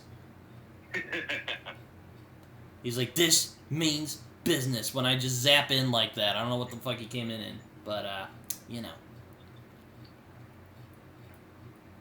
Anyways, so Wanda comes in, and everybody just shows up, and she brutally murders basically everybody, which was kind of a letdown, because I kind of wanted to see more of John Krasinski as Reed Richards. Tell me about it. I was kind of mad. I'm not gonna. I'm a little salty about that. I don't blame you. I mean, I was salty all the friggin' way. When I said earlier, saying like this movie really almost made, like literally made you almost favorite character. really. This scene right here almost made completely the reason why. You know, where Mr. Fantastic saying, "Wanda, I would back off because Black Bolt here can kill you with just one whisper from his mouth," and she's like, "Wait, mouth? What mouth? I don't see a mouth." Oh my god, yeah, that's so fucked. Just how his mouth just disappears. I was like, oh fuck, she's about to kill everybody. And it's exactly what he does. Yep, it's just, oh my god. And Reed Richards, like, I gotta say, I'm sorry. sorry. Yeah, let me take this moment real quick. Oh, sorry. Yeah, you can take the moment.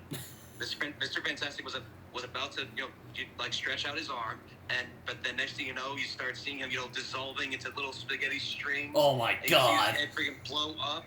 And at that point, I was like, "You motherfucker! You freaking what? You just had to do that to us, didn't you? Like us fans finally got excited because we finally got what we wanted, and you just freaking just saying like, psych, nope, I'm taking it away." Well, let's hope he'll be the mainstream Mr. Fantastic, please. Yeah, at that point I was confused. I was like, wait, so was this just a way for us to get a good taste of what we wanted, and then after that, just be like, okay, this time let's go our own way again. I don't know, was this just a little tease of what we were getting, or is this just a little, what do you call it? Just, I've never known Feige to be one to bite the hand that feeds, so I would doubt it. I mean, that's what I... Oh. No, go ahead, Jacob, go ahead. All right. when Scarlet Witch killed off Mr. Fantastic, initially I was like, "Oh, you're not doing this to us, are you?" Like, he finally gave us like the fan service like we wanted. John Krasinski as Mr. Fantastic, and then he just killed him off. But I thought, okay, since they're making a Fantastic Four movie, I think he'll return. This is a different version. I think we'll get the 616 version, and Krasinski will return, and we'll definitely see him use his powers more, because I think they were just savoring the flavor. Yeah, I was about to say, I think that was just a tease. Like, yeah, boy, we know what you want. Well, I sure hope so, because one thing I did want to point out, in my personal opinion, even though we only got like 5 minutes of screen time with this guy, I personally think he already did 10 times better than the 2 previous actors put together. Oh my god, agreed. Absolutely. He nailed that character. Oh my god. And he was in the movie for only 5 minutes, and he's already better than the other 2. I'm like, bro, like, yeah, I'm like, I'll give it to this. The people at Marvel are really good with the casting. Like, man. Though, I do have a funny story about me and Jordan about Fan Force, but I'll say that until we get to the end of the podcast. Oh god. That's a good idea. That's a good idea. So yeah, she turns Reed Richards into spaghetti, which kind of made me salty because, well, no pun intended, but kind of made me salty because, I'm like, god damn it, I really wanted to see the Fantastic. I came here to see Fantastic Four, Reed Richards, and then you just fucking kill him right in front of me. Okay, fuck you, movie. Oh, but then it gets worse. Because then precious Charles Xavier shows up and is all like, I'm gonna answer your mind. And she's like, okay, fine, bet, boy. And she, like, goes in, and he's like, I love how he's just wearing, like, a black sweater. He's just, like, in his casual clothes. He's like, oh, what's this? Oh, hello there. And he walks over, and she's like, and other Wanda's, like, reaching her hand. He's like, oh, don't worry, I'll help you. And then, like, the red mist, you're like, oh, damn it. Fuck you. Like, don't do this. And then she, like, tears his head off, and then he just dies. And I'm like, okay. Gah! Fuck. And the fact that she made it look that easy, too, I mean, I don't know. Like, I'm not sure if I mean, like I said, this is just a real quick proof that I didn't watch the X-Men movies that much. It's not really that easy to kill off Professor X like that, is it?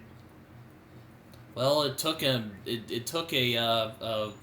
copy of Logan to kill him in one of the universes, so I felt he had a more dignified death than Logan.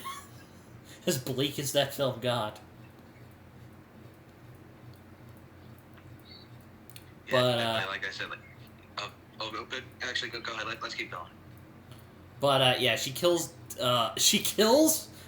Xavier. Like, what, bro? So then Captain Carter shows up. You're like, all right, let's see what she'll do. I'm like, this shit's gonna be memed. I swear to God. She's all like, oh, I could do this all day. Starts whipping her ass, and then she kills her with the shield. Just no balls. Just does it. And I'm like, I guess you're not doing it all day now.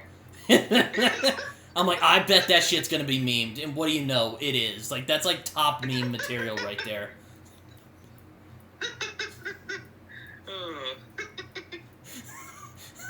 I'm like, that's gonna be such a meme. Like, oh my god. Like, ugh. And then what do you know? I was right. It already is a meme. Like, well, one of my favorite memes I saw so far was where, the whole scene goes up, and then you see Chris Evans, on the phone, like that little cameo he did in Free Guy, where he's on his phone. He's like, "What the hell?" Yeah. That would have been, that would have been another awesome cameo if they had Chris Evans show up as Human Torch again. I'm not gonna lie, I almost kind of laughed when Wanda killed her off, because like when she did say I can do this all day, when she kills her off, I just said to myself, look, guess he didn't do it all day. I was gonna be like, yep, guess not. I guess not. and then Captain Marvel shows up, and then she gets like crushed. I'm like, oh no, she's dead. Though I will say that variant Captain Marvel had more personality than Brie Larson. Yeah, she was kind of bitchy though. Agreed all the way. I definitely will give you that. I guess that runs in the Captain Marvels. They're all kind of bitchy. least they're not bland like Brie Larson. Oh But my anyway, god. Ugh. I don't even want to talk about Captain Marvel. But yeah, she ends we're up going dying. to one day, so be prepared. Oh god. It's like the song. So yeah, she kills all the people except for Mordo, and Strange ends up subduing him. He's like, you stay there, and he's like, fine. And Strange ends up fleeing with Chavez, and they escape, and Christine helps them, and they end up finding a door, and he's all like, oh boy. And there's some like, oh no, that's the part that freaked me out. When she like, when they lock her, and she just like starts spinning fucking demon style at her. Oh my god. Ugh, god, yeah. Oh, yeah, where she's like, she's like, yeah, I'm sorry, is this where she's like following them down or something? Yeah, she goes full Pennywise. Oh, well, she actually gave me kind of Carrie-wise, in this scene right here, where she's like walking creepily, covered in blood. Yeah, yeah, it is like Carrie. She gave me more Carrie vibes in this part. I just got full Evil Dead vibes, just like the way Sam Raimi just directed this scene. I was like, oh, this is full-on Evil Dead with Carrie sprinkled on top. Oh, I actually think, well, fun fact, yeah, my little brother came with me and Jacob when we saw this movie, and that's terrible. He pointed out saying, like, yeah, this has Evil Dead written all over it, you know? Yeah, except it's not as violent.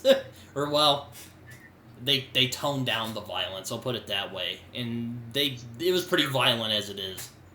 It's terrifying as hell, though. Yeah, scary. I'm like, oh my god, she just killed some of the most powerful beings in Marvel. Just like that. I will say the jump scares are really effective in this. Oh man, yeah, they are. Most definitely. Yeah, and like I said, and like I was saying earlier, usually I expect a jump scare when it starts giving us, a taste that it's coming, and usually it comes. But this movie really, I was expecting them to come, they still got me. Like where Xavier went to Wanda's head, and it looked like a jump scare was coming. Then you see her arm like show up, and that still got me. Even though I saw it coming, it still got me. Oh yeah, they're very effective. Like when I think of a director who can do jump scares very well, I think of James Wan, but Sam Raimi is a close second for me, and this film proves it. Oh yeah, I'm like, I like that his jump scares aren't false. Nope, not at all. You don't see them coming. Even when you do, it's still effective. It's not just like a duck walking around. They do the whole thing, because then you're just like, oh, that's lame. Mm-hmm. So they end up finding a door, and she's like, well, only Steven would know. And he's like, oh, come on, Steven, what's something that only you would know? And then it turns out it's the watch. He puts the watch in the thing, and they end up opening the door, and, well, you know how that goes. Oh, well, at first when I saw him using the little necklace thing where he kept his time stone, I saw him try to use that, and I was like, oh, is that what has purpose now? I mean, because I wondered why he kept wearing that. I was like, dude, the time stone's not in there anymore. Why do you still wear that thing? Yeah, I know. I guess it's habit or something. Yeah, right, but when he unlocked the door with the watch, yeah, that was pretty cool. Yeah, that was pretty cool. Pretty creative way to solve that problem, anyway. So the three end up entering the space between universes to find the Book of Vishanti, which is, I don't know. It's the anti-Darkhold, you could call it. The anti-Darkhold equation, if you will. Nya, nya, nya. I'll just bow out. But Wanda just shows up, fucking Carrie style, and just destroys it. Like, alright. Yeah, so you went through all that work to get that book, and now Wanda's just like psych. No one can. Yeah, I know. I'm just like, well, fuck. Now what are they gonna do?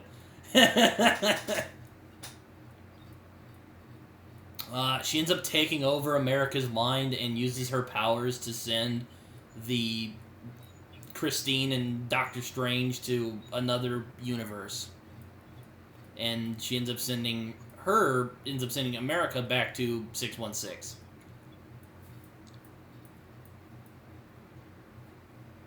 Oh yeah, that was Yeah, when the let me say the universe where they put Strange and Christine. Yeah, that was definitely something weird. I would definitely not want to live in that universe. Yeah, I wouldn't want to go there. I thought this was Strange Supreme from What If, which I haven't actually seen. Well, I did see the Strange Supreme episode just kind of by chance, but aside from that, I haven't seen the whole thing. Yeah. I mean, Jordan knows. I personally don't like it. Oh, really? I will say I did love the What If comics when I was a kid, so, I kind of want to watch it, but I heard it's kind of underwhelming, though. Yeah, I watched the whole What If series, and I thought it was pretty cool. There were a couple episodes that I thought were pretty cool, I think... Yeah, there was like 2 episodes that I really enjoyed that I really thought were really cool, but they were actually.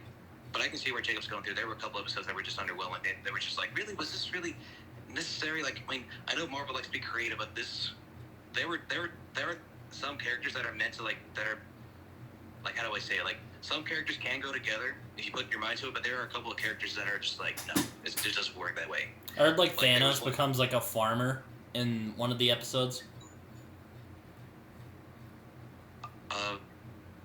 Thanks. Thanos. I think so. I mean, yeah, maybe, but there was one episode where Tony Stark teams up with Killmonger, and that episode, I think that was probably my least favorite episode because that just wasn't. Because like I was saying, there are a couple of episodes that just aren't meant to be partnered up, and I think Tony Stark and Killmonger were definitely one of them.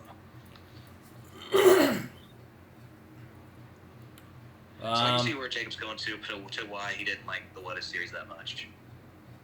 Yeah, my favorite episode, I would say, is the zombie episode. Yeah, that one. That was one of the show episodes I was talking about. Like, I fucking love Marvel zombies.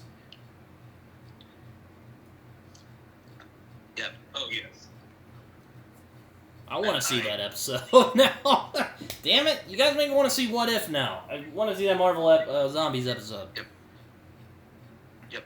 One major. I mean, even though this was like a minor bonus to this episode, but one of my personal favorite reasons to why that was probably my favorite episode is because literally almost every actor was playing their own character in that movie. Like you had Paul Rudd as his Ant-Man. You had who else? You had I'm sorry, I'm dropping. There's like so many, but I think the only person who did not voice his character was Tom Holland as Spider-Man. That Spider-Man actor was not Tom Holland in that episode. Not at all. I just thought of this now, but I what if Wanda was just being petty and was like, "Oh yeah, you destroy my book, I'll destroy your book," and she just burned it. Yeah. Oh, speaking of Spider-Man, yeah. I mean, it was a really big rumor that Tobey Maguire's Spider-Man was gonna show up here too, since it was. That disappointed me too. I wanted to see Tobey again, but you know what? He was great enough in No Way Home. Yeah.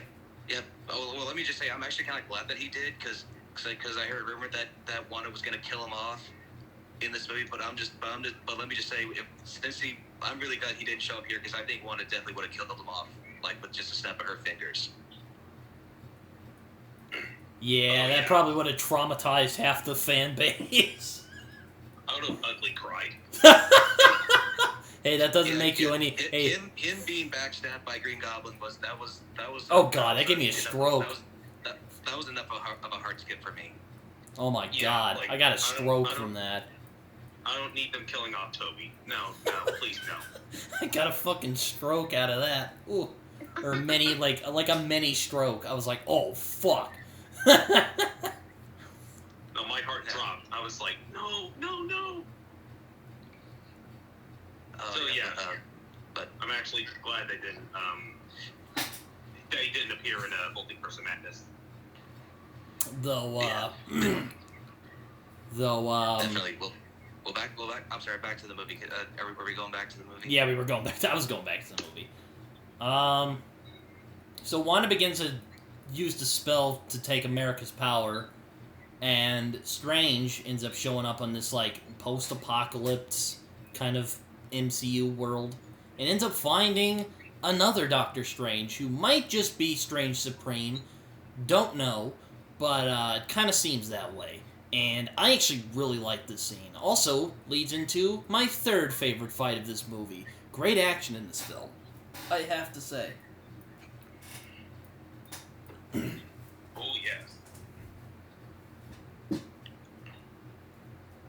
I like how we get a little look into Doctor Strange's, I guess you could say, psychology, and he's like, oh, I see you got Christine out there, and he's like, you're not getting her. And he talks about his sister, and it's, like, really sad. I think Benedict Cumberbatch plays that very well.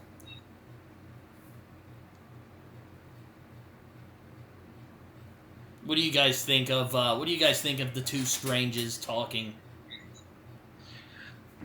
It was definitely something interesting, especially. I still wonder to this day, you know, like when you get two characters played by the same actor, you know, like in one big screen. I'm just wondering, like, how do you pull it off? Like it's kind of like, you know, like how did Lindsay Lohan play? Like how do you get two Lindsay Lohans in the same scene in The Parent Trap, or what else? What else is a good example? Yeah, I'm sorry.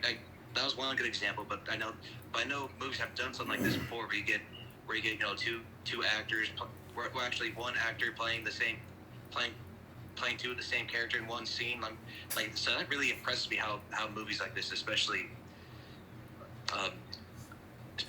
with a studio like Marvel, can pull something like that off. So I think that was definitely something really interesting. I loved how seamless it was. It was almost like there was just two of him standing there, and it was just, that's the magic of movies, my friend. 100%, absolutely. And also, like, the different versions of Doctor Strange actually showcases that Benedict Cumberbatch is a really damn good actor. Oh my god, he's so good. I think this version of Doctor Strange is called Sinister Strange, and oh man, does he live up to the name. Sinister Strange. And oh man, does he live up to the name? Because he is so, like, you get like this nasty, evil vibe off of him. And absolutely. I love how he has like a third eyeball and just like shows up at random. He's like, dude, it just like opens. It's like, hey! It's like, what the fuck? Yeah, dude, that third eye really creeped me out a little bit. It spooked you.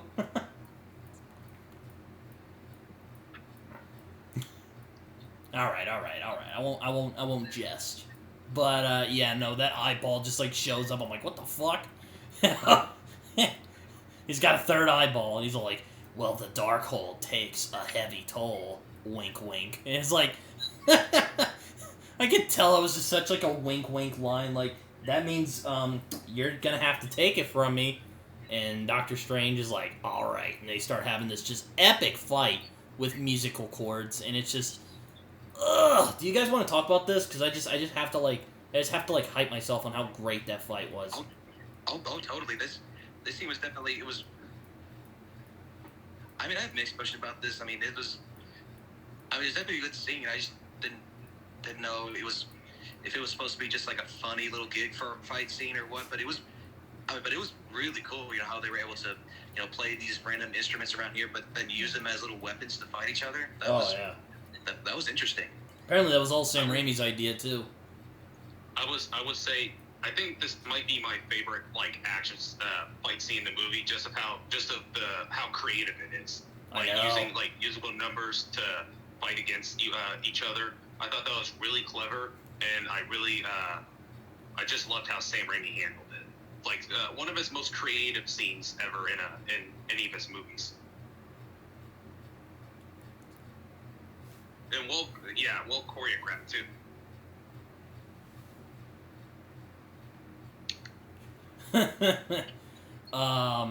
So yeah, so they have a fight, and that's epic, and they end up pushing him out the window, and he dies. So he's like, you know what?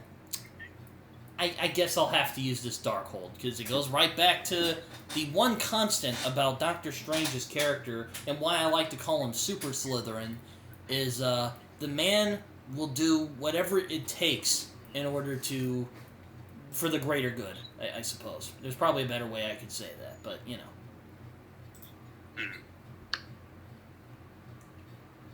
Like, he can make the hard choices. That is why I think he should be the Sorcerer Supreme. Hashtag Strange for Supreme 2025. I'm definitely voting for Doctor Strange. Because as much as I love Wong, he is too by the rules, where Doctor Strange, yeah, he'll do anything for the greater good. Yeah. It means breaking the rules. Like, Wong, like, he's cool, and I love Wong, but he's basically, like, a nicer Baron Mordo. Yes, that's a good way to put it. But, but for me, I think Strange should be the Sorcerer Supreme. And I'm not just saying for the comics, I think it makes sense for the movies as well. Because it's like, he can make the hard choice in order to, save everybody. Mm-hmm. And he proves it by using the Darkhold. And he's like, look, I know we're not supposed to use it, but this is the best I can do. And she's all like, well, wait, if you're going to dreamwalk, like, how are you going to do that if you don't have anyone in your other universe? Like, isn't that your universe? I love how he just turns, he goes like, never said it had to be alive, wink. And I'm like, oh, that's so good. Oh, that's right. I was like, didn't he set him to like make a point of what exactly is he gonna do? But yeah, but whenever he said that, I was like, oh shit, it's here.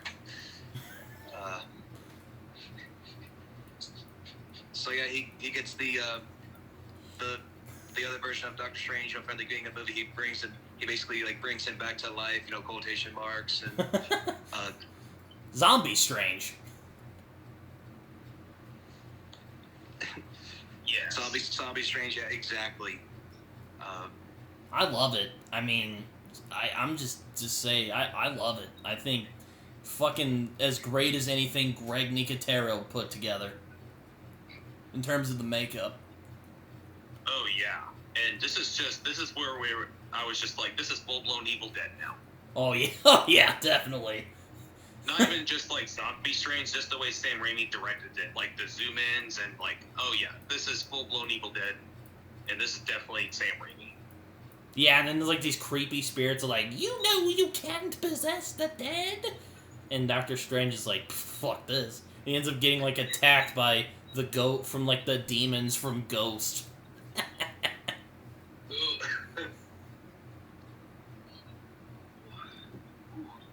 But yeah, I love how he just kind of like walks. He's a zombie basically. I love it. Which I'm all like, shouldn't that be violating nature or something? Like, don't they have rules about this? And I guess they do, because he ends up. I love how he just like starts like fucking zigging out, and he's like, look, whatever you do, you gotta protect me from these things, because these spirits are probably gonna attack me. And she's like, okay.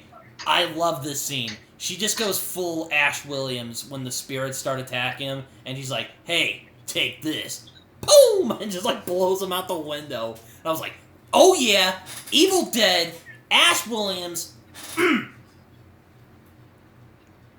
don't know about you guys, but I love hell it. Yeah. 100%. That was definitely badass for sure. I'll give you that. Like Sam Raimi, man, like he is not disappointed yet. He hasn't lost his spark. Oh no. And I love when he just like waddles in. I love when he waddles. Oh yeah, meanwhile Wong is alive, so don't worry, he didn't die. He was not amongst the casualties. And I was wondering when we were gonna get to that. I'm yeah, glad that kind of eased the salt from the Reed Richards Charles Xavier situation. And I love how he's just crawling up like, nah, shit. And then he sees Strange just conquering the spirits and just coming up as Zombie Strange. And he's like, hell yeah! He doesn't even care that he's like violating all sorts of rules. He's just happy to see him. I love that.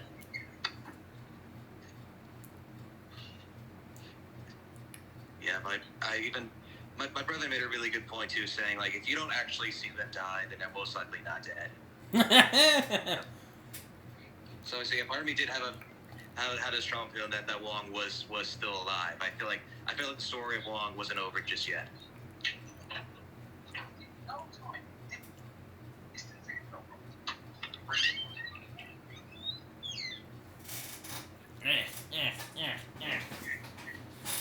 Oh boy. Oh yes. I love when he waddles in and Wanda just pulls full Mads Mikkelsen, who, by the way, as I mentioned last week, this man should have been Doctor Doom, but I digress.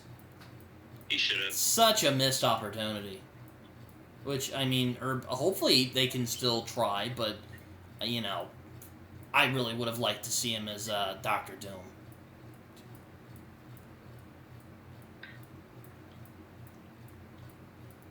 I can definitely see that. You know, Jack Nicholson, Doctor Doom. I can definitely see something like that happening. So he like waddles in as Zombie Strange, and she's like, hypocrite, and she starts like attack. She's like, attack him, boys, and they just start walloping him around. I was like, well, that's kind of underwhelming. And then Wong shows up and just like, he just starts like, you know, he starts like whipping ass and taking names. So yeah, once again, turns into yet another bizarre adventure where they start fighting. It's awesome. Oh yeah, great fight. Great fight. Wanda is just not having it anymore. She's been patient with Doctor Strange, but no longer. She's about to like kill him, and she like starts melting his dead corpse, and he just like goes over to Chavez and just gives like this heartfelt speech about not really speech, but it's kind of like, hey, she's like, don't. It's like, hey, don't be afraid, just use your abilities. And she just starts whipping Wanda's ass. And then she's like, you want to see your children? And Wanda's all like, wait, what? And then she ends up transporting her back to Earth 838. Which, oh man, what a great scene. Do you guys want to take it from here? I don't want to describe it just yet. I'll definitely. This scene definitely. I was on pins and needles watching this scene, you know, especially like she sees her children actually, like her real self sees her children, not a variant of herself, and usually when a kid sees her mother, you know, they expect to be happy and excited, but not these kids. These kids were not excited to see this variant of their mother. Yeah, and they're like, don't hurt us, and she just is devastated, and oh my god, so this is just such a well-blocked scene. Can I just say that? Oh yeah, you can say it all day. Yeah, couldn't agree more. Like, oh, just, she like sits, she just realizes that she's the monster. Like, she's the one that they're afraid of, and that just devastates her, and they just do it perfectly. And she just, like, falls down, just utterly devastated. And, oh my god, Elizabeth Olsen plays it so great. And then other Wanda gets up and is all like, and she just decides to, instead of getting mad, she just, you know, shows compassion to the other Wanda. And, it's so beautiful. What do you guys think? Oh, it's definitely emotional. We finally just see Wanda like realizing like when like her kids are terrified of the Scarlet Witch, but she's like, I'm your mom, and they're like, no, you're not. You're scaring us. You're just terrifying. And that's when she comes to the realization that she's like, this isn't right, basically. Yeah, and also, little great foreshadowing earlier. She's like, I know Wanda, she did have that little thing at Westview, but I know she'll do the right thing in the end. And what do you know? That's exactly what she does at the end of the movie.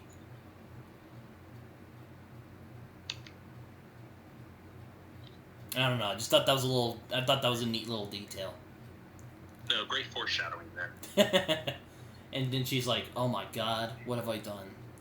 And then she ends up returning back to her universe, and she thinks about what happened, and then she's like, well, I'm gonna have to destroy this building, because I cannot hurt anyone else, and this cannot be tempting for anyone else. So, in her last stand, if you want to say that, no pun intended, she ends up using her powers to bring down Mount Wundagore, taking her with it. Or did it? Dun dun dun. What do you guys think? You think she's dead? I don't think so. I mean, at first I was thinking, yeah, maybe that's the end of the story of Wanda Maximoff, Scarlet Witch, but But again, back to what my brother said, saying if we didn't actually see her die, then she's probably not dead. Yeah, I know. I was like, always, oh, what were you saying, Jacob? I didn't say anything. Jordan. That was name. Jordan. Yeah, My bad. I was just pointing out we didn't actually see her die. We just saw her going down a building. So yeah, if we didn't see her die, then she's most likely not dead. Oh I don't boy. think she is. There's still a lot more to do with Wanda. Yeah, definitely. Though at the same time, all of the other Darkholds in the multiverse are destroyed. So she did the right thing. Strange was right. She did the right thing in the end. And proved that maybe she wasn't all far gone, despite everything she's gone through up to this point.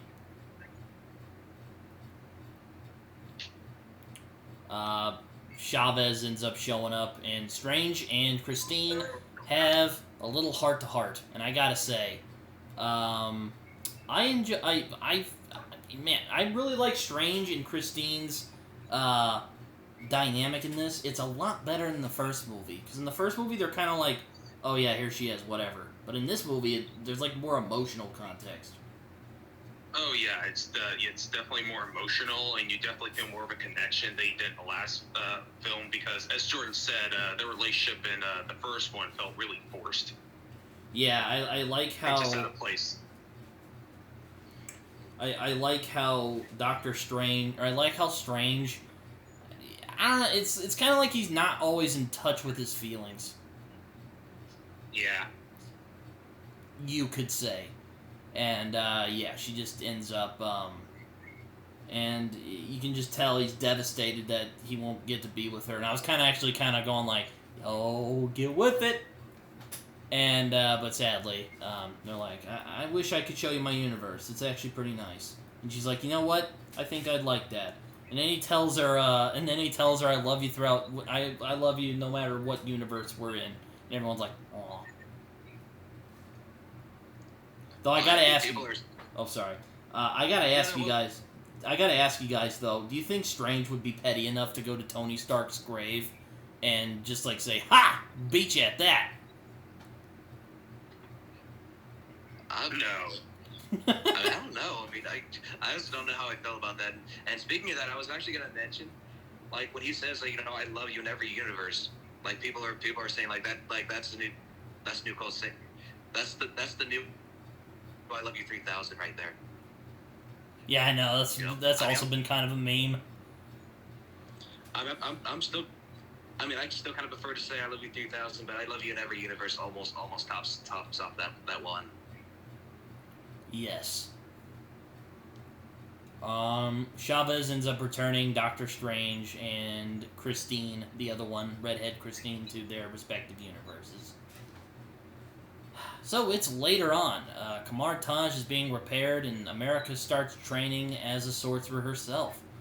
And Doctor Strange ends up asking Wong if he's satisfied with his life.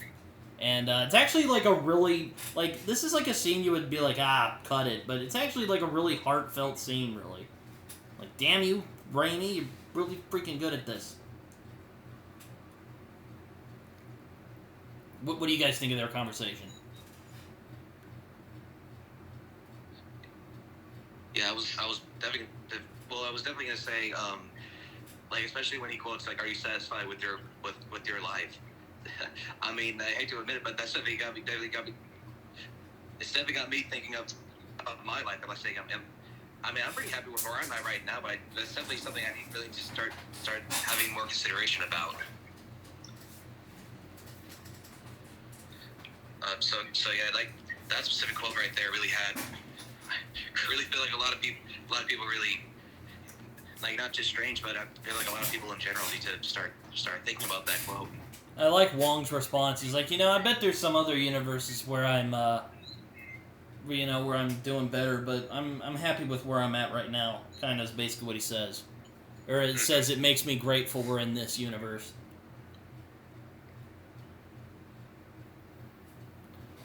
Mm-hmm. And, then him and America have a thing, and they have a conversation, and that's also really nice. And you can definitely tell that Strange kind of sees a lot of himself in America. Oh, absolutely. And and then we end up seeing Doctor Strange just kind of getting his life together again. He repairs the watch that Christine gave to him, and he's walking around outside. And then he just starts grunting in pain, falls over, and then BAM! He is also third-eyed now. That's the end of the damn movie. No, man, when I saw that, I was like, what the hell? Like, what Yeah, I know. I was like, what the fuck? Yeah, like I don't know, like saw the Theron pop up. I was like, oh, okay, so what does that mean? Yeah, that's just like I thought that was a perfect way to end it. Because I'm like, oh lord, that's right out of Evil Dead. You know, he's just like it seems to be going well, and it just doesn't. Oh yes, I also gotta say I freaking love this mid-credit scene. I didn't laugh, but I was like, yo, this is kind of funny. So Strange is hanging out, walking around outside, and then Charlize Theron shows up. Like, hello, what are you doing? And she's like, Doctor Strange, you have triggered something that you need to help me fix. And Doctor Strange is like, okay. And then he falls her to the dark dimension. That's the end of the movie. Not to mention he opens his third eye up, right up, and I'm like, oh yeah. Like, dude, just a minute ago you were freaking out in pain that it shows up, and now all of a sudden you're like used to it. I'm guessing this takes place a little after. I'm guessing this takes place sometime after the whole thing with his eye. Yeah, I swear, if this is his new signature look, then I really don't know how I feel about it, because the third eye just really creeps me out, and I really hope to God that this is not his signature look now. I'm sure he'll figure out how to turn it on and off, you know. What do you think of this mid-credit scene? What do you think of Charlize Theron suddenly showing up in the MCU? One of the most unexpected appearances ever. I know, right? I'm like, what? Hello there, Charlize like, Theron. No, when it happened, I was like, oh, hi, Charlize Theron. Didn't expect you to pop up in the MCU. Fancy meeting you here. Because there were no rumors or no allegations that Charlize Theron was going to appear in the MCU, so it was completely unexpected for me. But that is the epic that is Doctor Strange in the Multiverse of Madness. Oh wait, you forgot the other credits scene. Oh shit, there was another one? Oh, wait, you didn't see it? No, I didn't. I looked on Wikipedia, I'm like, oh, I guess that's it, and I left. Oh no, there was another one. Oh shit, what was the other one? It was Bruce Campbell, and the spell of him just hurting himself stopped. And then Bruce Campbell looks at the camera, breaking the fourth wall, saying, "It's over! It's finally over!" Oh, dang it! How did I miss that? Oh, I got tricked by Wikipedia. Our theater, our theater just died of laughter. Right there. All of us could not stop laughing. That was good.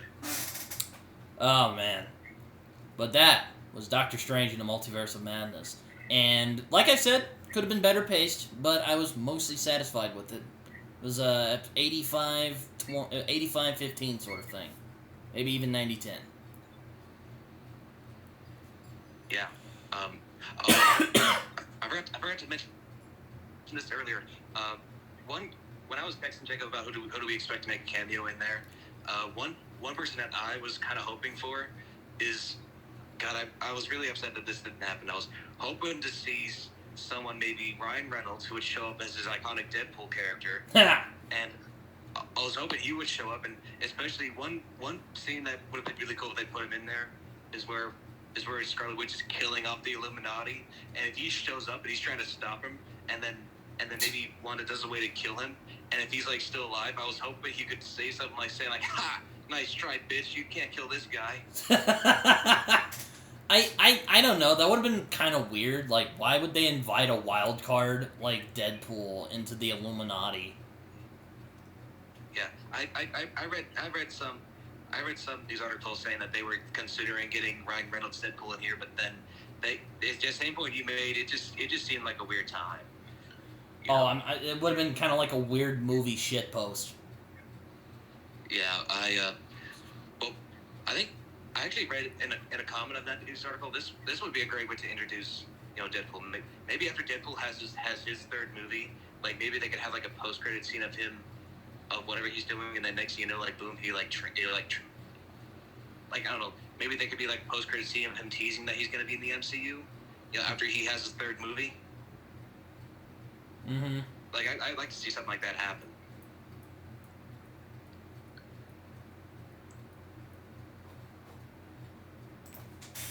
Yeah, but I really like this movie. It's really fun. It's a really fun movie. I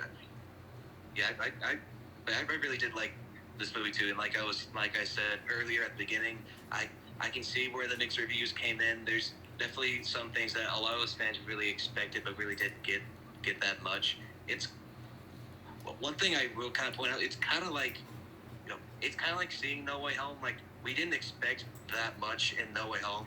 Like there were rumors that stuff like this was gonna happen. Like it was rumored that Toby and Andrew were gonna be in the movie, but people at High House that it was gonna happen, because it was Sony, and Sony doesn't really like giving what fans wanted. But the fact that we got literally just about everything that we wanted in that movie, and a lot of fans didn't expect it, was remarkable. But now it's kind of this a little switcheroo with Doctor Strange, because a lot of us fans expect a lot of things to happen. In that movie, we expected, like a lot of cameos. We expected, we got Reed Richards, it's fantastic, but a lot of fans expected maybe the whole team was going to show up, But with the fact we didn't get that as much as what we wanted in that movie, it was kind of a letdown. Yeah, I'm still a little salty about Reed Richards, because as I told Jacob a few weeks ago, I have a very soft spot for the Fantastic Four. They were some of the first comic book characters I ever really read growing up, aside from like Spider-Man and Batman. So yeah, I'm a big Fantastic Four guy, you could say. Yeah, and Jacob, didn't you say you had like a funny story about you and me and Fantastic Four? Oh yeah, Fan Four Stick. I'm sure Jordan remembers. I'm not sure. Before the reviews came out for Fan Four Stick, me and Jordan actually asked me if I would consider like seeing the movie with him, and I was like, maybe, I'm not sure. But when the reviews came out, we decided not to, and look what you know. Yeah, it turned out to be one of the most abysmal films ever made. Yeah, it was a real good thing. We did not see that together. I saw it with my family, my dad and his girlfriend at the time, and I don't know. Part of me had a weird feeling that it was going to be a bad movie, before the movie even started, especially with what the cast had looked like. I mean, the cast was all right. I just didn't see that much chemistry in them, Yeah. Which is another main reason why I think this movie didn't turn out so great. Yeah, it's just abysmal. Absolutely abysmal, as I like to say. I don't want to talk about Fan Four Stick, to be all honest with you guys. Yeah, it's fine. That's pretty much it. Yeah, all I can say is my most hated film ever made. Ever. Yeah, I think mine's definitely up. I think that one's definitely up there for me for sure. But speaking of funny stories about, I think if we have time now, I think I said I had I think earlier before we started, I said I had a funny story about how me and Jacob first became friends. Oh yeah. I was gonna ask you about that. But yeah, I'm gonna go ahead and share it now. Speaking of funny stories, so basically how everything started. Me and Jacob, I was like a new student at this middle school that Jacob was going to, and then I got transferred to his class, and I think we sat together, and then somehow, well, it turns out we're both big movie buffs, clearly. But there's one specific movie that got us both together. It was Jacob, do you remember what movie it was? Oh yes, this is the end. That's the one. That's the one. Yeah. I definitely recommend if you guys ever run out of movie ideas to talk about, I definitely recommend this one. And if you guys are willing to have me as a guest for that one, I'd be so down for that too. Oh no, I was actually considering bringing you on for This Is the End, 100%, because that's how we first bonded as friends. Absolutely, and I think what was our favorite scene was it the one where they fight over the stupid candy bar. Yes, Jonah Hill wanted the Milky Way, but James Franco's like, it's my Milky Way. Oh, and then you got Seth Rogen and Craig Cross saying well, what if I want some of the Milky Way? I'd be bummed if I didn't at least get a bite of that at the Milky Way. And then another scene is where Jonah Hill is playing with the prop gun. Oh, that was funny too. I swear this. I like the scene when they're making Pineapple Express 2. No. Oh, where they're making the funny movie parodies. Yeah. Oh yeah. Yes, I'm just getting a lot of memories just talking about this dude. Oh, me too. Clearly, me and Jordan love This Is the End. It's one of my favorite comedies. Yeah, it's a good one. I like it. Though I really like Pineapple Express and Superbad. If we're talking about that group of comedy, that kind of. I love Superbad. It's a great movie. But yeah, that was the first film that me and Jordan bonded over. That's how we became friends. Oh, very nice.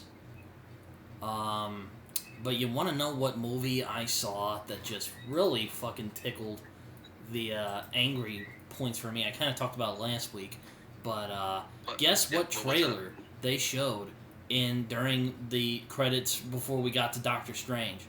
You know it, you love it, Avatar. The Way of the Water. Oh, Avatar 2. Fucking don't want to see it. Not gonna do it. Yep. Which actually kind of reminds me that me, Jacob, and my brother were seeing the movie in IMAX 3D, and they told us put on the glasses, and then the trailer shows up, and I remember Jacob pointing out in the last episode where everyone in our theater was just like, ooh, look at this, check this out. But I was just satisfied with the 3D effects that the trailer was having. So that was the only thing that satisfied me. I didn't really focus that much on what the movie was about. And so I'm still kind of in debate if whether I want to see this movie or not. Like part of me is thinking the fact that it took them over a decade to make this sequel. I really have high doubts that it's gonna be nearly as successful as the first one was. All I'll say is, look, if you like Avatar, that's great. I'm not seeing it. In fact, I audibly booed when it first started coming on.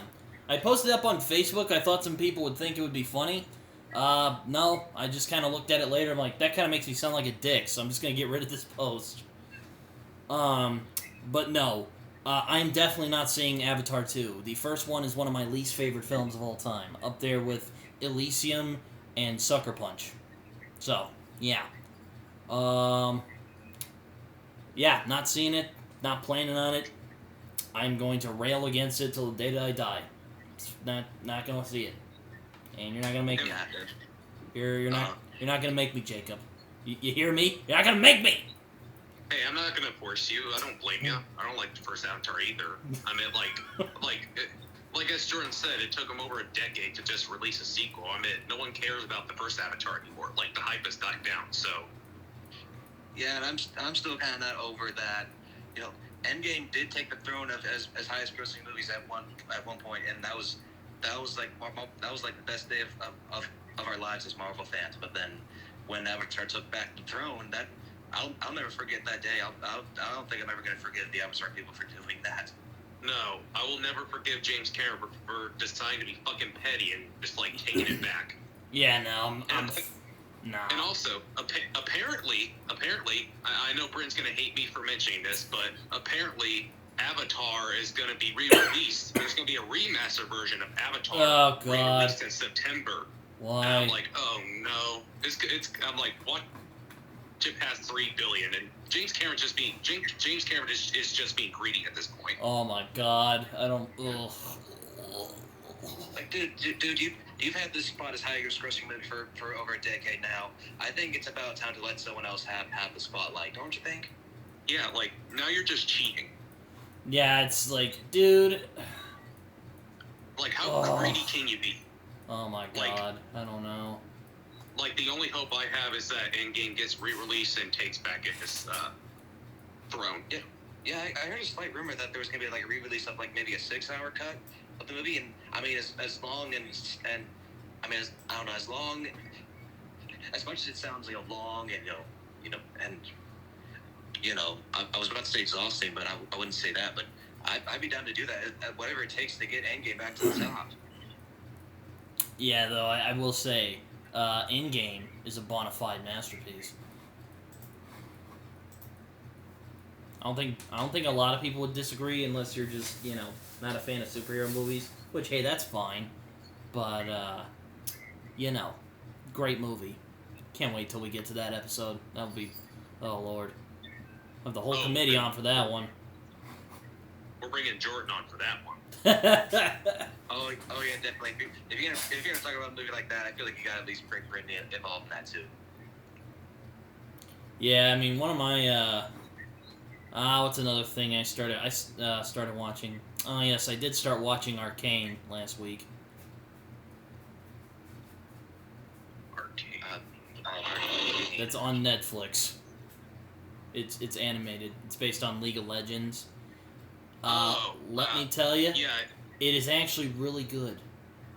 Oh, yeah, I think I saw Ty did a review on it, and he said he really liked it. Oh my god, it is so good. Ugh. Like, I don't even want to hype it too much. I also rewatched 28 Days Later. Great zombie movie. I don't care if people think it's not a zombie movie. I consider it a zombie movie. So, there you go. Deal with it. Okay. Yeah, I mean, I'm not gonna fight you right on there. Let's see. I haven't really been watching too much recently. I've been kind of lazy, in all honesty. I wanted to see Everything Everywhere All at Once, but I don't know if that's still in theaters. Yeah. Well, now that we're talking about throwback movies, I don't know why, but last week I've been out for some reason. I've been binge watching a lot of old Adam Sandler throwback movies. Yeah, I swear, Adam Sandler, I feel like he never disappoints when he makes, especially something funny. About a week ago, I was watching I think this is still my personal favorite one. The movie's called Billy Madison. You guys heard yes. that one? Yeah, I've seen that Billy one. Madison. That's a good one. That's a good one. I rewatched that one, and I swear, that's just got Adam Sandler written all over it, and just that movie just never disappoints every time I check it out. Yeah, its brand of comedy is certainly very specific. I think Happy Gilmore is still my personal favorite Adam Sandler movie, but, also Uncut Gems. Oh, well, there's also Punch Drunk Love as well. It's more of a dramatic role. I think I saw a little bit of that one. I think the only thing I remember is where he was, punching windows and everyone was freaking out, but that's the only thing I remember from that movie. Oh, but it's great. If you ever, get the chance to watch. One director I'd love to cover in the near future is Paul Thomas Anderson. I don't know which movie to do it on because he is a director I have a lot of thoughts on. I love him. He's a great director. Oh, hey, stop that. Sorry, my cat bit me. Stop it. I can understand that. I got cats at my mom's house, and for some reason, every time I go to my room, they're always marching. And I'm like, what? I was like, why do you like my room so much? He's like, pet me. I'm like, okay, fine, I'll pet you. I also started the manga Monster, which is also an anime, but I haven't watched it. It's very good so far. That's all I'll say. Let's see. What are some movies you guys have watched recently? Well, like I was saying, I was rewatching some Adam Sandler throwback movies. I saw Billy Madison, Mr. Deeds. That one's still a good one. I haven't seen that And one. I think what? I haven't seen Mr. Deeds. I don't think. Yeah, well, that one's still going. That one's pretty funny. But the one that I just recently rewatched the most was probably, yeah, it was the one where they were playing old throwback video games and all now come to Earth to Pixels. destroy. Pixels, that's it. That was the one. That was. I mean, I can see where mixed reviews came from that one. Even my mom thought that was probably her least favorite Adam Sandler movie, but I thought it was still funny. I just like how funny it was. You know, especially not just Adam Sandler, but what Josh Gad had to do in that one. That was his portrayal in here was just funny as well. Yeah, There was one Adam Sandler. What? There was one Adam Sandler film I've always loved, Waterboy. Oh man, that's one of my guilty pleasures, man. Yeah, I love that Waterboy, movie. That one is a good one. My favorite part is where he's like the coach is gonna tell me saying, "Hey, think of this. Water sucks. Gatorade bears. Think of that when you're on the field." That's some hot old H2O. Oh no! We suck again! You can do it!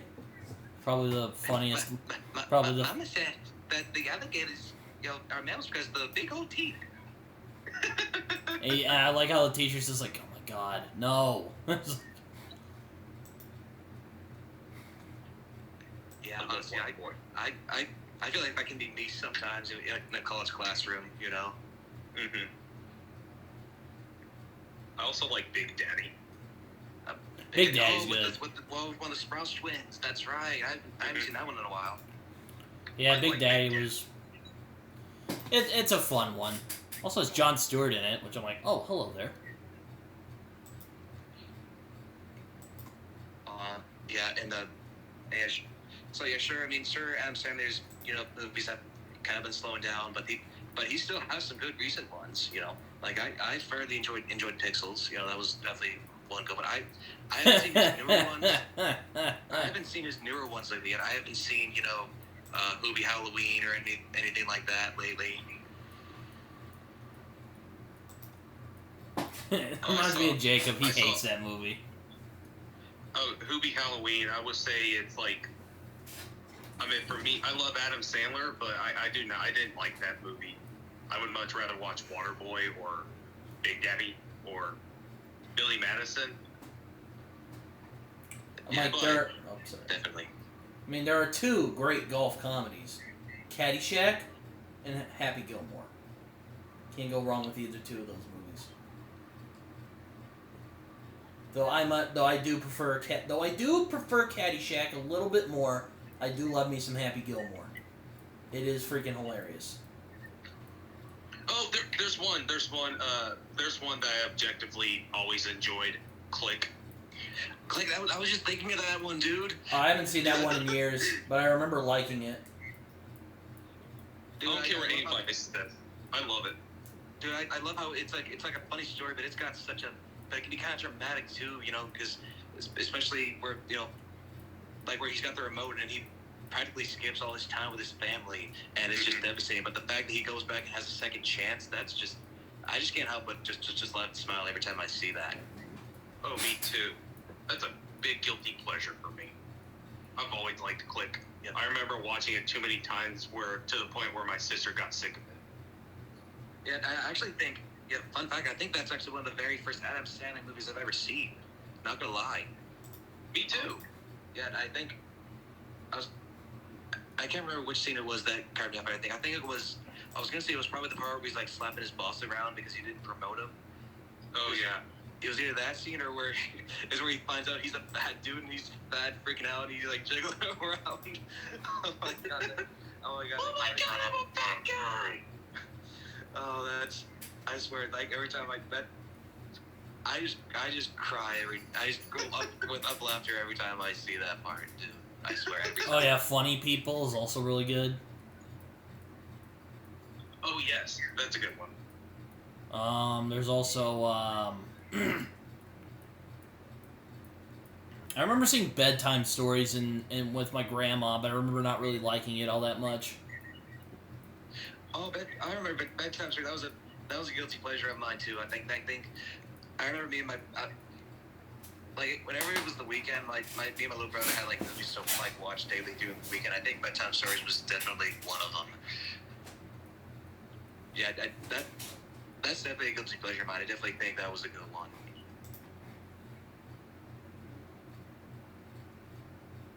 Mm-hmm. Actually, I don't know why this question just randomly popped in my head. And I thought maybe it would be another way to break it down. Well, since Doctor Strange was basically a horror movie, what are like some favorite horror movie or horror movie franchises that we like? Oh man, I'm really weird. I'm very picky when it comes to franchises because, well, for starters, I'm not a huge fan of slasher movies. I know Carlton loves them, and if he were watching this, he'd probably like murder me if I said that to his face anywhere. He'd be like, "I disown you." I mean, he's kidding, but you know. I like Alien quite a bit, but that's kind of gone down the shitter. Big okay. Alien fan. Yeah, all right. What about you, Jacob? Do you have any horror movie? Oh yes, and The Evil Dead. I love the second one is so. Yes. What was my favorite? I like the Conjuring movies. The first two in particular. Those are really good. I also like. Brit knows. I really like the first Saw in particular. Oh, I used to love Saw when I was a kid, but it's gotten worse as I've gotten older. For me, anyway. The first one? No. I just mean the franchises in general. First one still holds up pretty well. Okay, I thought you meant the first one. I was like, dude, come on. But yeah, the overall franchises, yeah. Ugh. But yeah, the first one hasn't inspired me because like of its low budget and all that with its cool concept, and now it's one of the biggest horror franchises ever. Oh, yes. Speaking of horror movies, this guy I've been watching on YouTube forever called C.A. Cox 97, Christopher Cox. He recently made a little short movie called We're Not Safe Here. I saw it when I was in Arkansas. Oh man, this might be the best horror short that he's made so far. I'll just put it that way. I'll send it to you guys later, but I really enjoyed it. But you can continue going on what you were talking about. But I just wanted to say, that was awesome. I really enjoyed that. Yep. Yeah, for sure. Well, the movie franchise I was going to say, I don't think any of you guys have... I think, Jacob, you said you've heard these before, but these movies that I watch are super underrated. But as underrated as these movies are, but they still get me every time. The movies they're called Jeepers Creepers. Does that ring a bell? Oh, yes. Jeepers Creepers. I remember seeing parts of the first one. I have not seen the whole thing. Well, there's. Well, I don't know if you guys knew this, but there are 3 movies in total. There's about to be 4. Oh. Yeah. But yeah, those movies. It's in the name creepy. They creep me out every single freaking time. And every time just think about. The creeper is the name of the monster in the movie. Just thinking about him is just like how like whoever created this creature like is a madman. Oh yeah. I remember seeing parts of it. It reminded me a lot of this other slasher I saw that I actually liked. It was called Hatchet. I don't know if you have all seen it, but I liked it. Hatchet, that does sound familiar. It's about a guy called Victor Crowley. He runs around. He's like this deformed guy who runs around with a hatchet, just murders people. I don't know. I liked it, even though I am not a big slasher fan. I mean, there are some that I like. The original Scream, the original Halloween, the original Nightmare on Elm Street. Friday the 13th, I think, is kind of goofy. Henry, Portrait of a Serial Killer, if you want to consider that a slasher. I will say Freddy vs. Jason is one of my biggest guilty pleasures. Oh, yeah, that movie's... It's so much fun. Ugh. It's bad, but it's really fun. Is it a good... is it a bad movie? Yes. But is it a lot of fun to watch? Absolutely.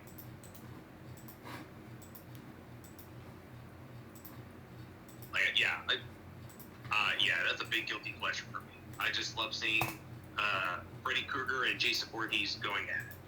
Oh yeah, there's like beating each other. I will say Evil Dead. Speaking of Sam Raimi, I love this. I love the Evil Dead movies. First one, I mean, it is a little campy, but it certainly has its charm, and it's also very inspiring because it was made by freaking 20.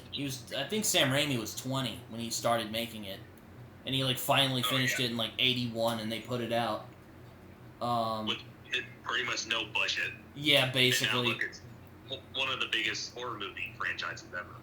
And I mean, you know how I feel about Evil Dead 2, Jacob. Oh yeah, I love Evil Dead 2. I thought you said I love you. I'm like, thank you. I love you too, man. Also, quick question. Have any of y'all seen the remake? I have. And What do you you know, it's not bad. I kind of like that they didn't just rehash the originals. They kind of were like how Sam Raimi and crew were like, okay, let's take this in a more comedic edge. Like, okay, let's just go with the, straight up horror. And let me tell you, the violence is on another fucking level. I'm just gonna say that. I mean, like, I like the movie, but just of how violent it is, I never want to visit it again. I respect it. How's that? I respect the movie, because it takes the violence up to 11. I can take violence, but just graphic violence like that, I tend to, I kind of squirm a little bit, believe it or not.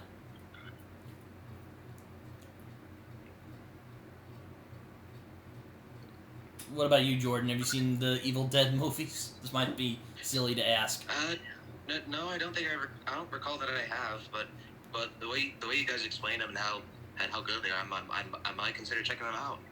Yeah, it's like, what if John Carpenter made like a slapstick comedy with like horror elements? It's really quite something. And also, Evil Dead 2 is just, if you like Doctor Strange and the Multiverse of Madness, like, that movie is basically just take that and turn it up to 11. Oh yes. Okay. Yeah, I'll definitely make a note of that. Yeah. Oh my lord, it's quite the show. Well, let's see. I guess Scream is sort of a guilty pleasure of mine, even though I don't fucking want to watch them anymore. The first one is really good, and the rest of them are kind of give and take, or kind of guilty pleasures, but I don't really care for them anymore.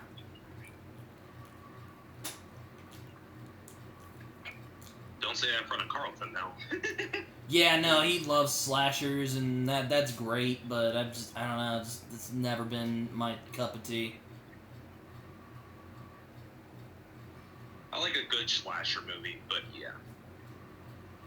I don't know, I like something deeper, that sounds so pretentious, I'm sorry, but I like something a little, like, I like something that gives me, like, more to chew on, that, like, has me on my toes, rather than just, like... And there are slasher movies that have done that, to be sure. But, I don't know, just... Slashers just don't do it for me. Scream's really good, though. I will say that. And Halloween. And the original Nightmare on Elm Street is good. I enjoy that one. I love that one. That might be my favorite slasher. It's the one where I feel like Freddy is actually menacing and not just like a demented cartoon. Where he's all like, yeah, bitch, every like 5 seconds. Speaking of that, I really love the Rick and Morty parody of Freddy Krueger, Scary Terry. He says like bitch every 5 minutes. It's fucking hilarious. It's like, yep, they basically make fun of everything I kind of don't like about the character, but they make it really funny. And, I mean, I have my issues with Rick and Morty, but I really like that one. Ugh. God. But man, Doctor Strange. Some more MCU news. You know what this movie made me excited for? A new Fantastic Four movie. And from what we got of Reed Richards, even though he got turned into spaghetti I am looking forward to seeing a new Fantastic Four movie. I want to see what the MCU will do with it. They can't do it any more wrong than it's already been done. I'll just put it that way. We already have Fan Four sticks, so you can't get any worse than that. Oh yeah, totally, man. And one thing I will point out, if we have John Krasinski as Mr. Fantastic, I'm already assuming that we can get his wife, Emily Blunt as Invisible Woman. I wouldn't be surprised if John talked her into doing it. So hopefully that. I would really like that. I even explained. Let me just say, I even explained it to Jacob too. I mean, the fact that they're already married too, so they would have amazing chemistry already, and yeah, what else? Plus, we already saw him in A Quiet Place. What? I said we already saw him in A Quiet Place. You got it right there. Yeah, for sure, man. Yeah, and wasn't there something else I wanted to? Jacob, do you remember anything else I pointed out too? Oh yeah, I think you said before the movie started, it's like I hope they can like sign up as quickly as possible because they are older, and once you sign up in the MCU, there's no going back. That's right. Yeah, that's right. The fact that they are a bit older, and if they do end up signing the contract and they're like stuck with this for about the next 10 years or so, I'm hoping that. Unless they're really good at aging, Yeah. Which hopefully they would. Maybe not like Paul Rudd aging, but still. Or Keanu Reeves aging. Oh my god. I don't think that dude's aged past 40. Those dudes are literally vampires, honestly. Yeah. I don't know. Unless Paul's making it as an act, but he's just way too funny to be a vampire. Yeah. Oh, Chris Sarandon was pretty funny in Fright Night. But yeah, I hope Krasinski can convince Emily Blunt, because Emily Blunt, I watched an interview where they asked like if she would consider doing like a superhero movie, and she has said she's not big on superhero movies, but she would be hooked on one that she's compelled by the story. So hopefully she can be on board for Fantastic Four. I hope so, because like if you don't get Krasinski and Blunt together, that's like a big missed opportunity. Or maybe they'll get the chick from The Office. I don't know. Maybe like a big shit post. Who knows? But no, I think Emily Blunt's better. Like Krasinski and Blunt, like that'd be a missed opportunity, because as Jordan said, they're married in real life and they would have amazing chemistry. I know, and plus we already kind of got their Fantastic Four movie with oh god, Quiet Place. They already showcased their chemistry in A Quiet Place, so yeah, I was gonna mention, just a quick point out for Fan Four's sake, one of their actors' names is Miles Teller, and I've seen this actress before, the girl that played Invisible Woman, Kate Mara. Kate Mara, that's right. Yeah, love her. She's a great actress. But I didn't really. I know they were supposed to.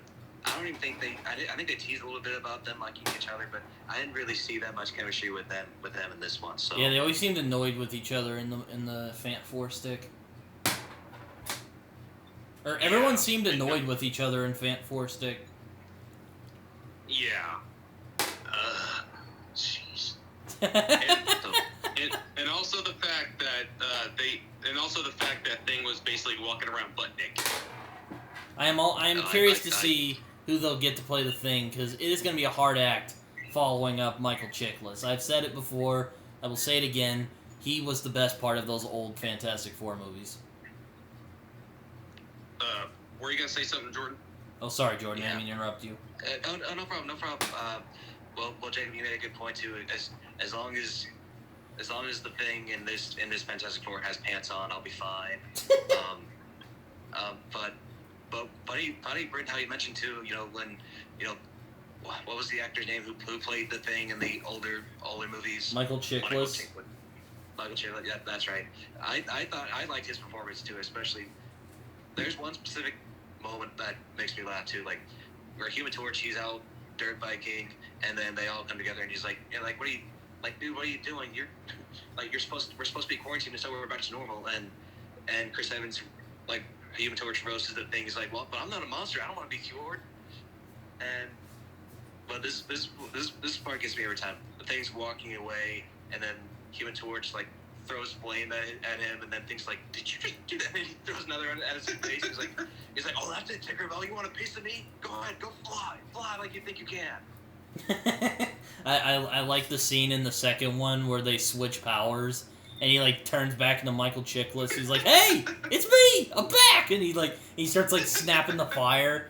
And then Chris Evans just ain't having none of it. He's like, "Oh, fuck this." And he gets his powers back. I love it. If they can, and hopefully Chiklis and on board bring him back, it's a thing, because he was phenomenal.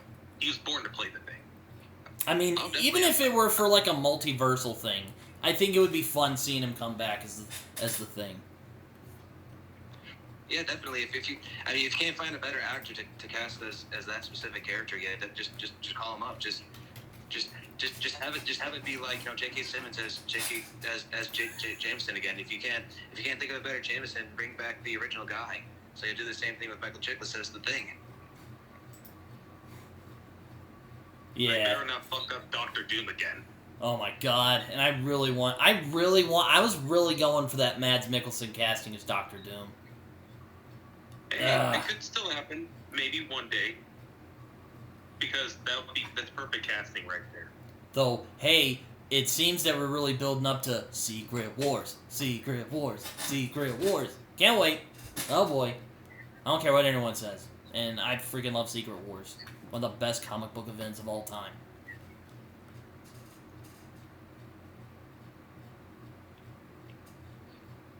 Yeah, I'm really excited for it. I know they're kind of developing on an Avengers Secret Wars movie. I actually really look forward to seeing how that goes. Especially since I'm not sure if it's supposed to be, focused on Multiverse Avengers or anything like that. But one rumor I did kind of hear is that a rumor that they might try to bring back Toby and Andrew, bring back their Spider-Man for this war. And I would love to see that happen, and I just think that would be exciting. But but other than that, I'm excited for other things that they might do for this movie. Oh, me too. Oh, funny you mentioned Toby and Andrew. I was thinking this could be perfect. That Toby, Andrew, and Tom could appear in Across the Spider-Verse Part 1 or 2. that would be cool. Yeah. That's a possibility for sure. And one thing I want to point out real quick. There's one detail from No Way Home that I actually think that you guys might find actually interesting. So the part where they're all talking and they talk about the villains that they fought, and she's like, "Oh, I'm lame. I fought like a Russian dude in a rhino suit." And then Toby's just trying to cheer him up, saying, "You are not lame. Like, say it with me now. You're amazing. You are amazing." But one interesting detail I find in that scene actually might bring that specific detail a lot more interesting. Well, I don't know if you guys remember, Jacob. You might remember. After Kirsten Dunst, Mary Jane almost gets mugged by those thugs. They try to get their hands on her, but then Spider-Man saves her life, and then before the upside down kiss. That's exactly what that Kirsten Dunst told Toby's Peter. You are amazing. Oh, I kind of took it as like a meta thing. Yeah. So yeah, if you think about that, so if you think about maybe Toby's Peter, kind of had that thought, wanted to give it to Andrew and not just make it a funny title reference to Andrew's movies. That's actually, wow. I would never thought about that. Because I thought of it in a way where Toby is like, he's basically like us, where he's telling Andrew, like, you are amazing, and we feel bad that you've gotten screwed over by the movies. Yeah, man. I feel so bad for Andrew Garfield, because, big Spider-Man fan, We mentioned it in our review for Spider-Man, or Amazing Spider-Man 2.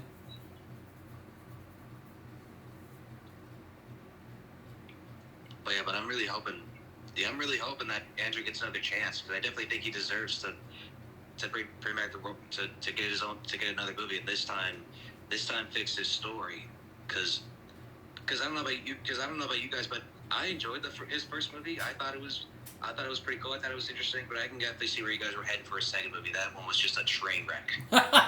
Yeah, we kind of talked about that one. I'll leave that there. Yeah. Abysmal. First one I think could have been good, but there's like, the storytelling is just so, I don't know, it's jumbled. How's that? Is that a good word for it? Like, to anyone who likes the first one, like, I'm happy for you. Like, but anyone who enjoys the second one, what's wrong with you? I'm looking at you, Jay, and don't ask. He's a fellow Star Avenger member. He likes that movie. Why? Is he like more of the MCU ones? Like, what? But no, he actually likes it more than the first Raimi film, which I am. That is a first. I've never heard that before. Hell no. I'm gonna call him out one day. It's like no, nothing. It is not better than the first Raimi film. Hell no. I actually wrote a review for the first Raimi film the other day. Oh yes, in honor of his 20th anniversary. Yes, it's been 20 years. I feel so old now. I need to rewatch. I need to rewatch that movie real bad. Oh, it still holds up, I think.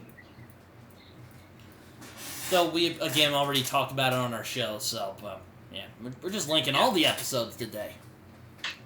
Yeah. Fun fact: I actually have that. You know that human spider wrestle suit that Toby has. Oh yeah. The first one. I have that shirt, actually. Yeah, one of my favorite scenes in the movie is when Bruce Campbell introduces him as Spider-Man. And he's like, dude, I was called the human spider. And he's like, get out there, you moron. Yeah, but I don't have that full human spider suit. I'm still working on it, but I have the shirt as far as I know. But it is the coolest thing ever. I cannot wait to put that actual outfit together, because it's actually because out of all the homemade, or should I say, in this case, quotation mark, prototype suits. I think Toby was my personal favorite prototype suit. Oh yeah, he's still mine.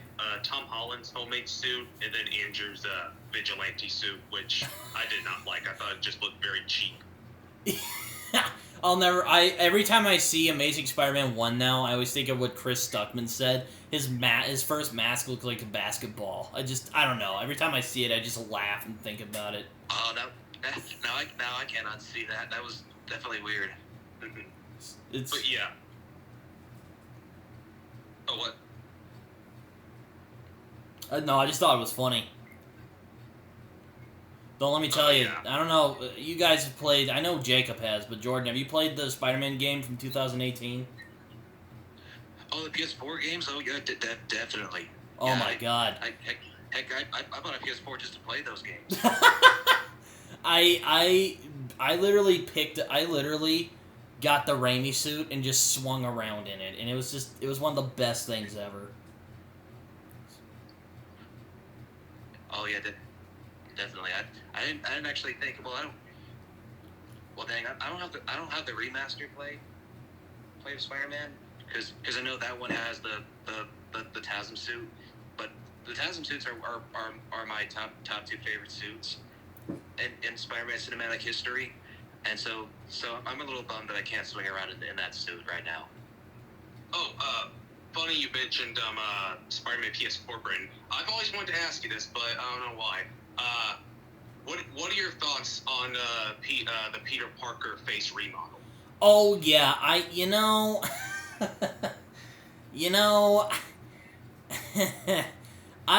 oh God, okay. I remember when it first happened, and everyone was complaining about it, and I don't have an issue with it, but my real question is, was it really necessary? Because if you see his face in the original game, it was fine. There was nothing wrong with it. It's like, now he looks like this weird, like, he looks like a 12-year-old boy, like an overgrown 12-year-old boy, and it just looks weird. I don't mind it, but it just looks weird. It's like, look, you could have just kept the original face. It was fine. Like, all right, yeah. It was weird. It was a weird time. Just to rant real quick about it. That's my biggest complaint with it is like why. It's like for me, I think it ruins a lot of what I loved about that character in that game. It's like one of the things that I loved about that first game was that Peter Parker felt lived in. You got the sense that he's been doing it for 8 years, but now he looks the same age as Miles. Yeah. And I mean, like the face itself. I mean, like watching like walkthroughs of it, it looks fine, but we already liked the way he looked. I was fine with it. Yeah, I was like, it's just so weird. But my only hope is that they make him look more like Ben Jordan, the actor who does the motion capture. Make him look more like Ben Jordan or Yuri, because this bullshit excuse, I think it's a bullshit excuse. They said they want to make him look more like Yuri Lowenthal. If you see Yuri Lowenthal in the new face model, he looks nothing like Yuri Lowenthal. It was fun. I was playing Miles Morales, which is also a great game, by the way. I saw a new Peter. I'm like, oh god. But sadly enough, that's the best he's ever looked. Yeah. One thing I'm not sure if you pointed this out yet, Jacob, but one thing I don't fully understand is that when they remastered, the first Spider-Man, everyone else just got a slight makeover.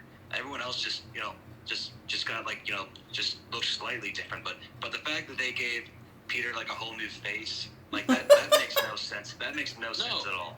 I thought the exact same thing. Like MJ looks better, Miles looks better, but Peter just got downgraded. He looks freaking weird. Like he looks like he looks like a boy. He looks like a young boy. Especially the most emotional parts, especially with Aunt May dying. I felt no emotion with the new face. I know. It just ruined those scenes for me. It just ruined them for me. Okay, I don't know if I go that far, but to say my say. No, you know I'm right. Don't dare. You know I'm wrong. To be fair, though, I haven't actually played the. Crap. To be fair, I haven't actually played the version with new Peter Parker face. I just played it with the old one. And I just saw walkthroughs and comparisons, and the new face just ruined those moments. And I don't think I'm going that far. It's a fact. It's not that the new face is terrible. It's fine, but it has no emotion. I do hope they fix it for I hope they fix it for Spider-Man 2. But you never know. I mean, I think Insomniac will. Give him like a redesign to make him look more like the actor or Yuri. If they do, I'd be happy. It'll look way better. But if they keep the face the same, then.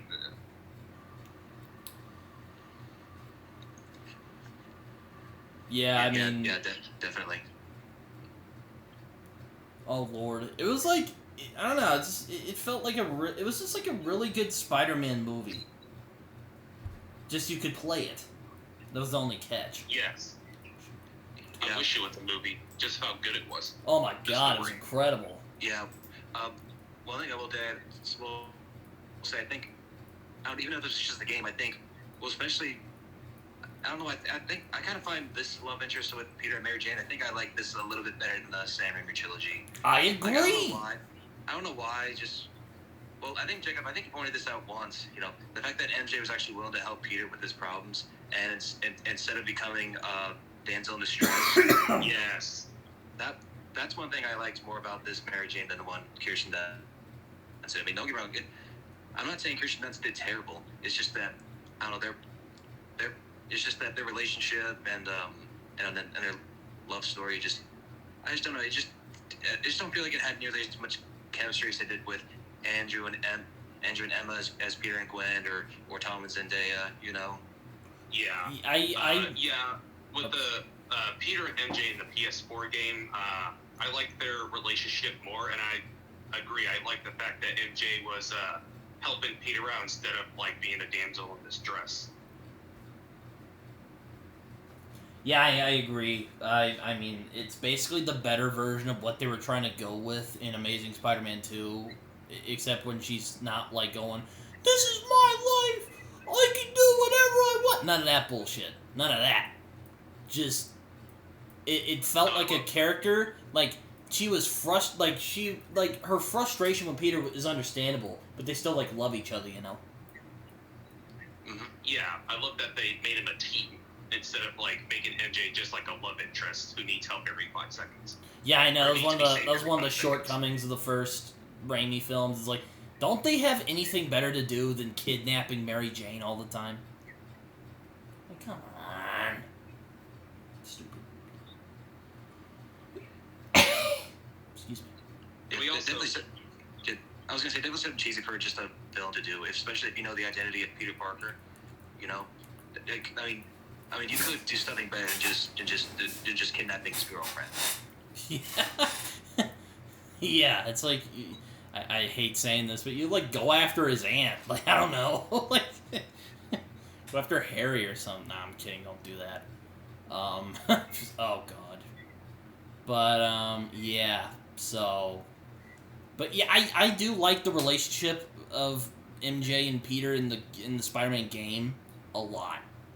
Because it actually feels like a relationship, you know? Oh, yes, absolutely.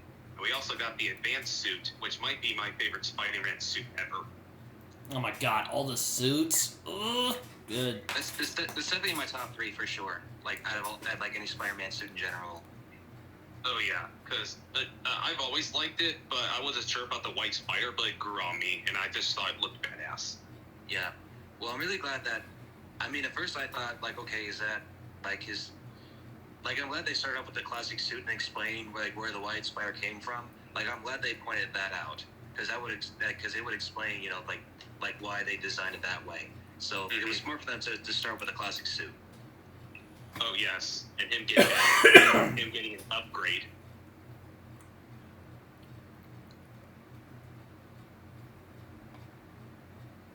I am curious to see in the MCU how the Thing would interact with the Hulk, since apparently they're like rivals in the comics.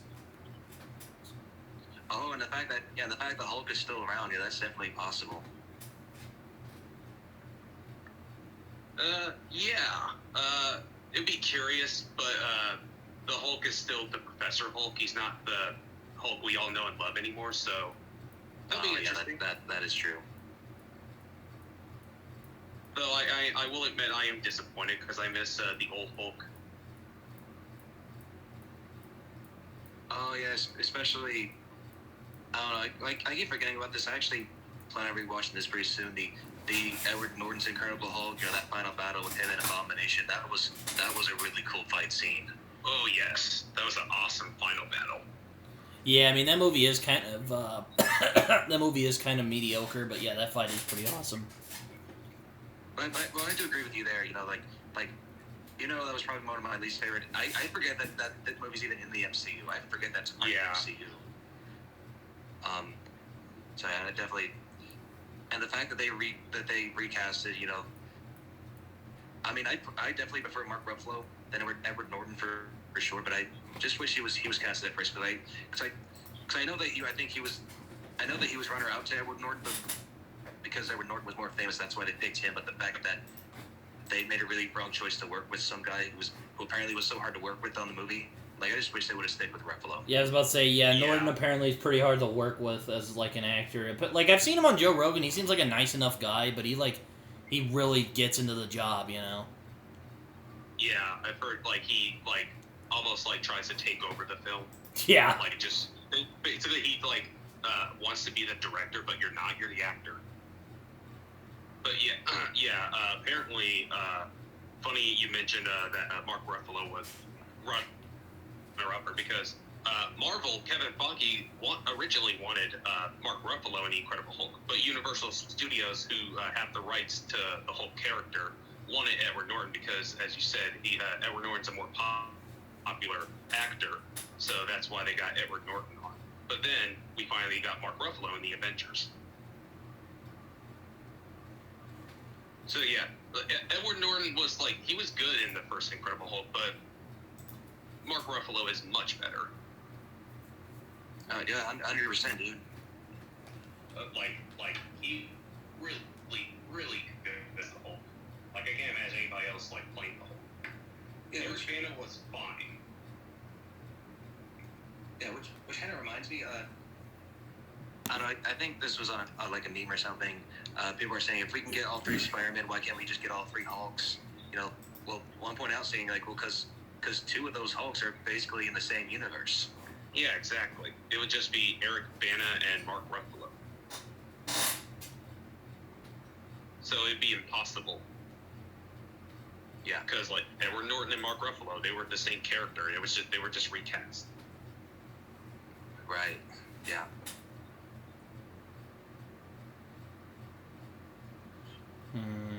Oh yes, Tom Cruise was not in Doctor Strange: The Multiverse of Madness, and that was very disappointing to me. Yes.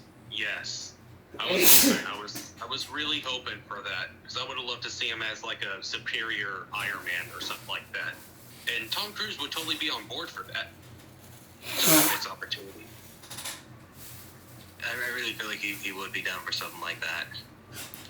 Oh yeah, I mean especially since he was like one of the choices to play Iron Man, but they chose Robert Downey Jr. instead. I mean nobody can top Robert Downey Jr. He is Iron Man. But I would have loved to see Tom Cruise as a variant. Though I was sharing this with Jacob the other day, I think it would be really fun if we got like a little thing or maybe even a movie of like Tom Cruise, the superior Iron Man, coming back to the 616 universe to get revenge for his fallen Illuminati brethren. Ooh, that'd be awesome. That would be great. Well, that'd be interesting. I think I'd be down to see that. Or, I don't know. Maybe Mordo. I don't know. And Tom Cruise would totally do it. Yeah, I mean, dude's already, like, probably the most famous movie actor in the world.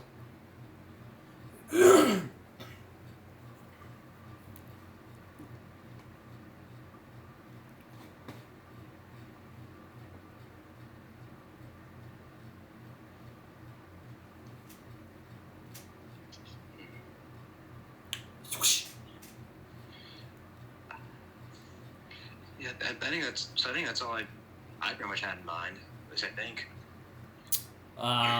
Yeah, I think it's about time to wrap up here. Yeah, I was about to say we should probably get going before too long. I think it's my turn to pick this week again. Yes, it so, is. What's your movie of choice? I feel kind of like I'm being greedy, but movie I'm picking for next week is a little sci-fi flick called The Vast of Night. Really wanted to talk about it. We were talking about it the other day, and I'm like, you know what? I want to cover that now since I saw it. Yay! Love Vast of Night. Anyways, this has been yet another episode of Brit and Jacob Over the Movies. Thank you, Jordan, for joining us. Oh, never mind. I was gonna do the outro. What were you gonna say? Well, I wanted to do the outro. Oh, you can do it. That's fine. Oh, okay. Sorry. I sound like an asshole there. No, you're fine. Okay. Yeah, another episode of Brit and Jacob Over the Movies. Jordan, thank you so much for coming on. Yeah, thank you for having me.